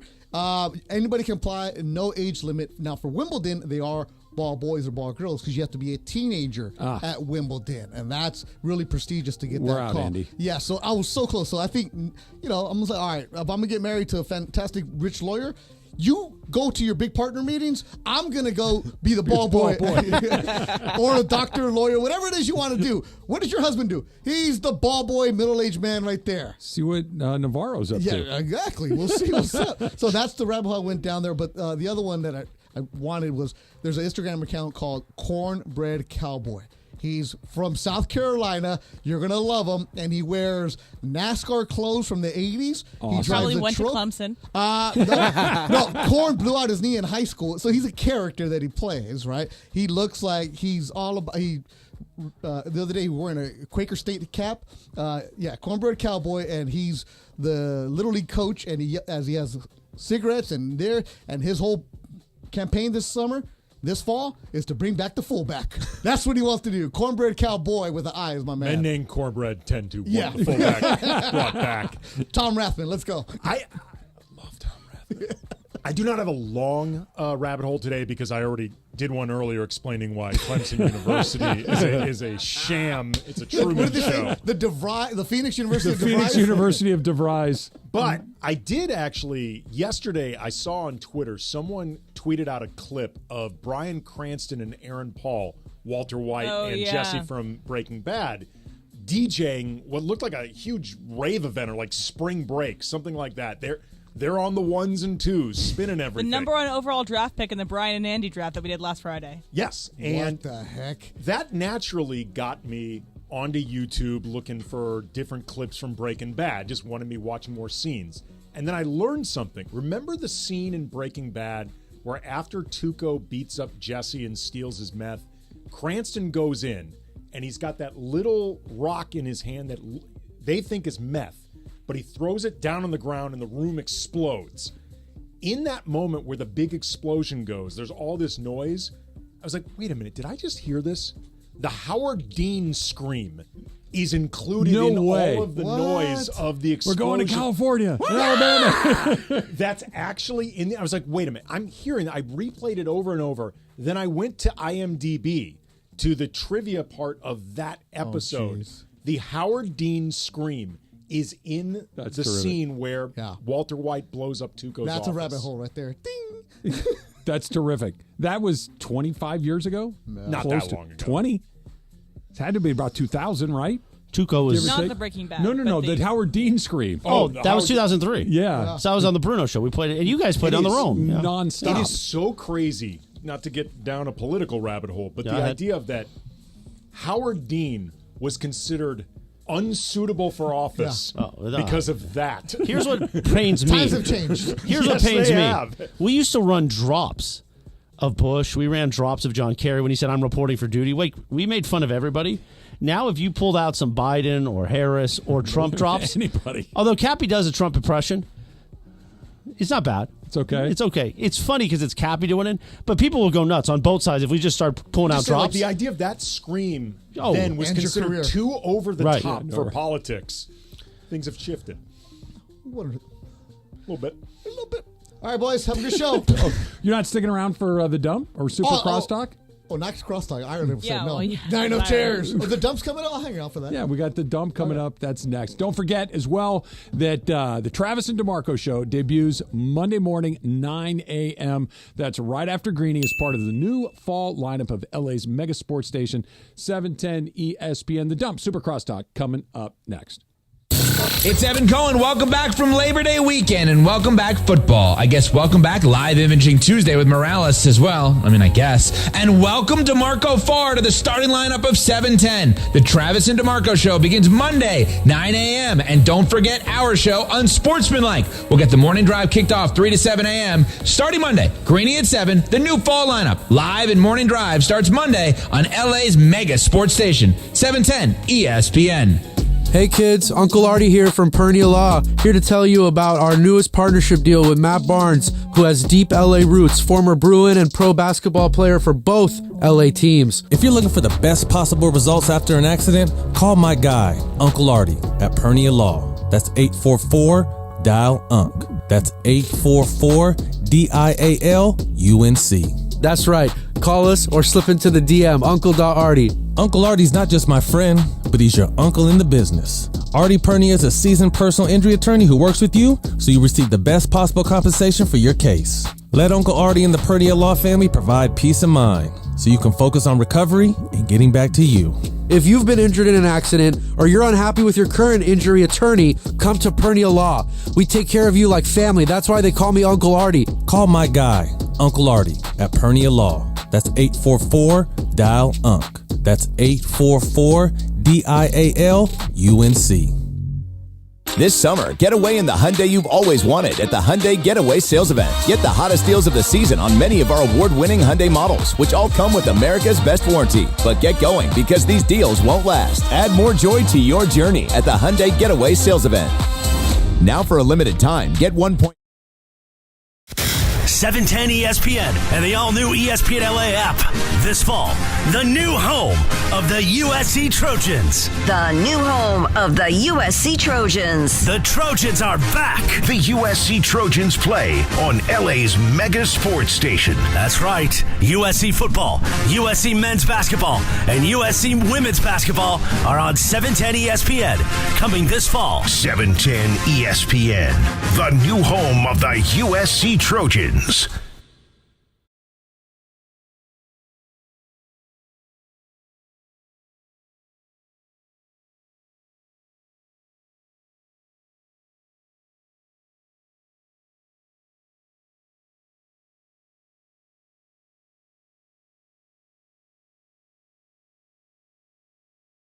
'Only rewards program in the game, plus an amazing selection of tickets. Vivid Seats has something for every fan. Catch the deals you want for the games you crave, all backed by a 100% buyer guarantee. Just visit vividseats.com or download the app today. Vivid Seats, the official ticketing partner of ESPN.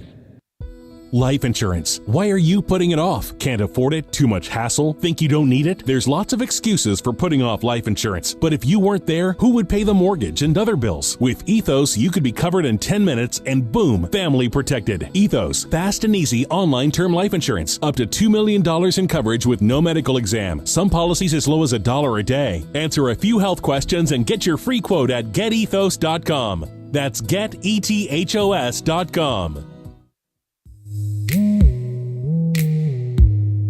10 minutes in front. Pop that down there for a second. We'll get to the dump in a moment. 10 minutes in front of 1 o'clock on a live imaging Tuesday here. Travis, Andy, Beto, Mason, and Ireland coming up in just a few minutes. Don't forget, Travis and D'Marco begins Monday, September 9th at 9 a.m. And for the full story of what's going on with Slee, told by himself, it's up on social media, Twitter, going on Instagram here shortly at ESPN Los Angeles. Meanwhile, on Saturday, I decided to sneak out from all the USC production to play a little golf at Black Gold with Tommy Lamb, the crew. And as the round ended, I'm thinking, I got to go back home. I got to get some coffee because I got 19 hours ahead of me of work. And then I opened up my phone, and I was so overjoyed with the great post from our friend John Ferris, who won Fan of the Year at Mandy's 3, that he is cancer-free. That's great news. And, you know, one of the things he said, he whispered in my ear, I think he said it on stage, I don't remember as much, but from Mandy's 3, is that he wanted to be there for Mandy's 4. Yeah. to get up on stage. And much like Crypto Ray passed on the trophy to him, that he was going to be there in June of 25 to pass on the trophy to the next fan of the year. And it looks like you're going to be there, brother. And amen to that. That's great. And we love John. He's a Ultra P1 here, and he's part of our family, so we're overjoyed with that news. And with that, it is time for the dump. Take it away, Trev. Thank you.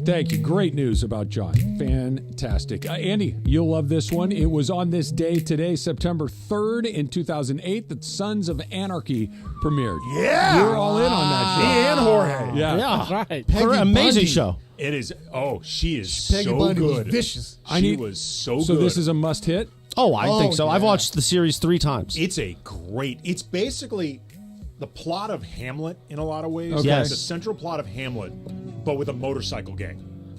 I'm in. It's really good. 7 seasons, right? Seven amazing seasons. Very, very well acted. It's really good. Who was the producer who came from The Shield? Oh, Kurt Sutter. Kurt Sutter. Yeah. And of course, Katie Seagal's husband. Yeah. But all these songs were originally done by him and his band. Yeah. So all the music is originally recorded. She sings a lot on it. She sings a lot. Great And voice. a lot She of can the sing. Yeah. Oh, I didn't know that. And a Okay. lot of the songs are classics that they redid for the show. It's an amazing show. You'll love it, Trav. Okay. Bikers, and I'm it's in. a lot of it is Central California, too. Yeah. I should have that done by 2029. Now, you'll get into it. Sounds about It's right. really good. My turn to go again. Sean White turns 38 today. Is he he's the snowboarder and the skateboard guy, Yeah, right? Flying Tomato. That's Married to Nina Dobrev. Okay. I know that name, but I don't. Is that an Look her actor? up. Yeah, she's Nina a very, Dobrev? very pretty actress. He went pro at 13, I believe. Yeah, San Diego And he Finest. He was great. Made a lot of record for I himself. went pro at 13 too. But yeah. One of my favorite interviews with him was when he was like under 21, and he was talking about, oh yeah, we were drinking, and then he was like, the woman's like, oh, what were you drinking? He's like, Mountain Dews, baby. He had a great recovery on that one. He's X Games, Olympics. He's won everything there is to win. All right, next one. New college football rules. We're not allowed to call it the 2-minute warning. It is the 2-minute timeout. Yes. In college Don't football. get it wrong. No. According to what I've seen on Twitter and aggregation of Twitter, apparently the 2-minute warning has been trademarked by the NFL. It's not surprising, actually. It's not. They have everything trademarked. But what's the penalty? The big game. Can the NFL sue ESPN for saying 2-minute warning? Yes. Really? I think they'll sue anybody if they want to. And he made it. 30 seconds Oh, to yeah. spare. Minute and a half to spare. Minute and a half to spare. Not even close. Are they really sitting around watching every football game? The NFL is Roger Goodell listening to every 2-minute So I'll tell you this. On our app, we do what's called geo-mapping because there's certain rules with different sports that you can't be heard. That's why some people sometimes we get messages from people that are on the Lakers app, but they can't hear it outside of certain areas. Yeah. It's because we have to geo-fence it. The only organization, NBA, NFL, blah, blah, blah, that ever flags us if we make a mistake and don't put the fence up is the NFL. They are sitting there. Somebody is listening to the streams, making sure it's geo-fenced properly. So do I think that they're monitoring for somebody to say 2-minute warning and sue them? Possibly. Put it this way. During the broadcast, they said we were told not to call it a 2-minute warning. Right. If there was not a directive because of legal reasons not to call it, be like, look, we call it a 2-minute timeout. They call it a 2-minute, whatever. You would downplay it. The idea that we were told not to say this feels So you like think there they could be own the some rights legal. to Apparently they've trademarked it. Or Oh, trademarked Yeah. man. Yeah. So now it's because it's weird because Can't say the big game. in college football, I think it's sort of like around 2 minutes. It's not like exactly Right. 2 minutes, is it? Which is weird too. Well, it's The same thing happens in the NFL. yeah. too. If you run a play at 2:03 and the play ends at 1:55, then you still take the I think their 2-minute timeout. timeout was like at 2:22. Left. Was it really? Yeah, I think it was like So there was somewhere time left around in there. Somewhere Maybe they're taking into around. account TV or something it's like when that. you feel like it. Just, Yeah, we'll and just you know stop what? the game You know for what a it second. is? It's a lot more commercials. That's what they found another place to put commercials. So I'll say this on Saturday or Sunday night. So in the second quarter, we used up all our Trojan breaks early. You know how it goes. And it's not like Lakers where we have Phil stuff ready, so we just keep going. So Pete had to go 7 minutes, game clock straight. How do you do? He was giving out baseball scores at one point. Pete was great. Telling stories because we had no breaks left. Yeah. Just the halftime break. That's it was old amazing. school. Yeah. That's why it's good to have a professional. Yes, Pete Pete is awesome. has been prepared for this for a long Arbo's ready. time. He's Vamping on always the ready. radio, not a hard skill for Pete. Yes. No, you can fill that time for sure. Is Ireland there as well? Did I hear you say that, Ed? All right. John, do you do Super Crosstalk if there's 4 people here but you're on the road? Up to you. Completely up to you. Well, I'm It's up to you. I'm gonna go have a snack. So Okay. Chris is going to step out. You know what that means we should do, Jorge? Little Super Crosstalk. ESPN AM 710 Los Angeles. KRDC AM 1110 Pasadena, Los Angeles. K256CX 99.1 FM, Pasadena, Los Angeles. It's the greatest segment in LA sports radio history. Oh my God. When the shows come together for magic on the radio. Baloney Girls Crosstalk. Are we ready for Mason and Ireland to join Travis and Sliwa? Super Crosstalk begins. Super Crosstalk presented by In-N-Out Burger. In-N-Out. That's what a hamburger is all about. It's time for Super Crosstalk. How's your Labor Day weekend, man? It was fantastic. SC wins. SC wins. I got to go to Cosm, see the game. Oh, yeah, I It's saw that on. unbelievable. It looked pretty cool. Oh, it's really, really It cool. looked pretty cool. How about you, John? Travis, my weekend was awesome, but I want to read something to you. Yeah. That will not surprise you in any way, shape, or form. Okay. This from Sam Blum. Oh, boy. Who covers the Angels. The Angels, yeah, here we go. The Angels have no plans to recognize Shohei Otani when he returns to That is so I mean, is there petty anything and small. more wrong and more Angels than that? That is awful. That is disrespectful. That is awful. That's disrespectful to the Angel fans who still appreciate what Shohei did. Of course it is. And because we're yelling about it now, they'll turn around and say they had planned to do it. But Sam Blum's a really good reporter. Well, isn't Sam Blum the guy that they banned from basketball because he was too negative? Wait. Whoa. There may be an addendum to this. Seeing Sam Blum right now on Twitter, there, I guess, is going to be some type of honor. It seems like the idea of no tribute may have been misaggregation. Misaggregation. Sam Blum tweeted out, I called out Dodgers Nation, actually, that they aggregated no tribute without any type of context or anything like that. So what's the context? I'm looking it up right now. Andy is searching context. John, I'm with you that this felt true or because they just seem to miss the boat so often when it comes to stuff like this. I also wouldn't be surprised if they got their arm twisted a little bit into it. But even the Angels, who seem to make the wrong move at the wrong time, couldn't possibly let the greatest player in the history of their organization come back through for the very first time and pretend that it was Brian Downing coming home. Trav, think about who you're saying that about. I know. You're right. You really mean that? You actually work there. You know them as well as anybody. You don't think the Angels could screw up a ham sandwich? Here's why I think they wouldn't, and why I think they would not miss that one. It's one very small reason. It makes them look terrible. And they're very sensitive to their own reputation and criticism directed at a handful of people in particular, and they would have taken all of that. Em says she has some context. Yeah, so this is from Sam's article that he wrote. So it says, as of Monday, the Angels said that they have no plans to honor Otani before Tuesday's games. A spokesperson noted it's possible that could change.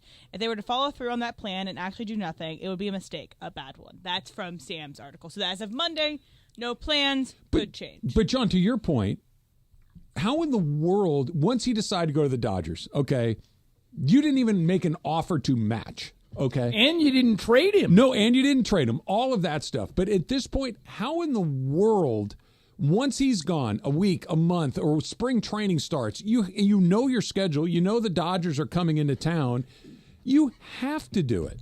You absolutely, even if it's not well done. Even Andy, if I think the Lakers did a video for Lou Williams. Yeah, well, I mean, look, it's just traditional. In the It's NBA, so bad form to not do it. In the NBA, if you play a 10-day contract with someone, the next game you play, you get a reel. You get a thank you video. Yeah. Jared Goff got a thank you reel. He should. He took him to the Super Bowl. Exactly. Here's the other thing, too. If you're the Angels... And he played there for 6 years. I know. If you're the Angels, you do this for no other reason than, would you like to get another superstar? Because if players around the league see that you are going to be so petty that you will not even give a thank you to Shohei Otani when you're the reason he went out the door. Yep. You basically gave him the boot on the way out. Good luck getting someone else. Why do you think but Mike guys, Trout- we've been covering the Angels for a long time, and there's some great people that work down there. But the fish stinks from the head. Yep. Can't you see a meeting where somebody said, "Hey, Shohei's coming back with the Dodgers. The game's tonight. We should recognize him." I can very easily see Artie Moreno going, "Nope, not doing it." I can too. So let me add something because this makes it interesting. They did during the Freeway Series do a highlight reel for Shohei. It's not a real game. I It's agree. a spring training 100%. game. Yeah. Okay, but they did do it once. Here's an interesting. Then run it again. Yeah, exactly. They've already got it in the can. Run it again. Okay, here's something that just popped into my mind when John was talking about the Artie Moreno factor and the pettiness. Do you think the Angels would be in any way concerned about putting Otani up there because he would get cheered too much? And because that's exactly why you do it. He should be cheered. Of course he should. But by the way, a lot of Dodger fans there anyway. He's going to get cheered. That's the Dodger reason fans. they don't want that Artie doesn't want to do that is he sees the cheers for Otani as boos against him. Well, they're booing him already. But I go back to what you said, John, a second ago. That meeting that you're talking about may or may not have happened. Hey, Dodgers are coming back. I'm totally speculating, by the way. I understand that. But let's say he did in this, hypothetical, say, I don't want to do that. He left. He's dead to me. Don't do it. Okay, fine. You're the boss. All that. Somebody somewhere needs to go, just so you know, this is going to make you look terrible. I know you don't want to do it. I understand your feelings, but this is going to land on you in a way that you do not want. Doesn't somebody say? I think these conversations, I don't just mean us, but just generally speaking, are going to put the Angels in a position where they do maybe roll the same highlight reel that they did during the Freeway They Series. are scrambling right. Somebody in Anaheim right now is listening to this, and they are scrambling to find that piece of tape that Mace is talking about. Where'd they put the tape? Here's we recorded over it. Here's the thing, though. It's become obvious by now that the threat of looking bad is not a motivating thing for Artie Moreno. Because there have been plenty of times where, Artie, if you do blank, this is going to look bad on you, and he's gone ahead and done blank. Right. Like, he is not somebody that the only operates from positive fear of looking PR bad. he's gotten over the last 3 years or so when he was tried to sell the team. bingo. Yeah. Bingo. And then he backed out and crushed everybody. When he announced, I'm ready to move on, everyone, all right, But here that we go. speaks to why he wouldn't want a thank you Otani, is Otani's going to get too much applause, which he's going to see. But as Andy, boos. don't you agree he has to do it now? Of course he does. He has to do it now. He does. So when you guys think of the 6 years he spent there, what do you think about? Otani's 6 years in Anaheim is what to you?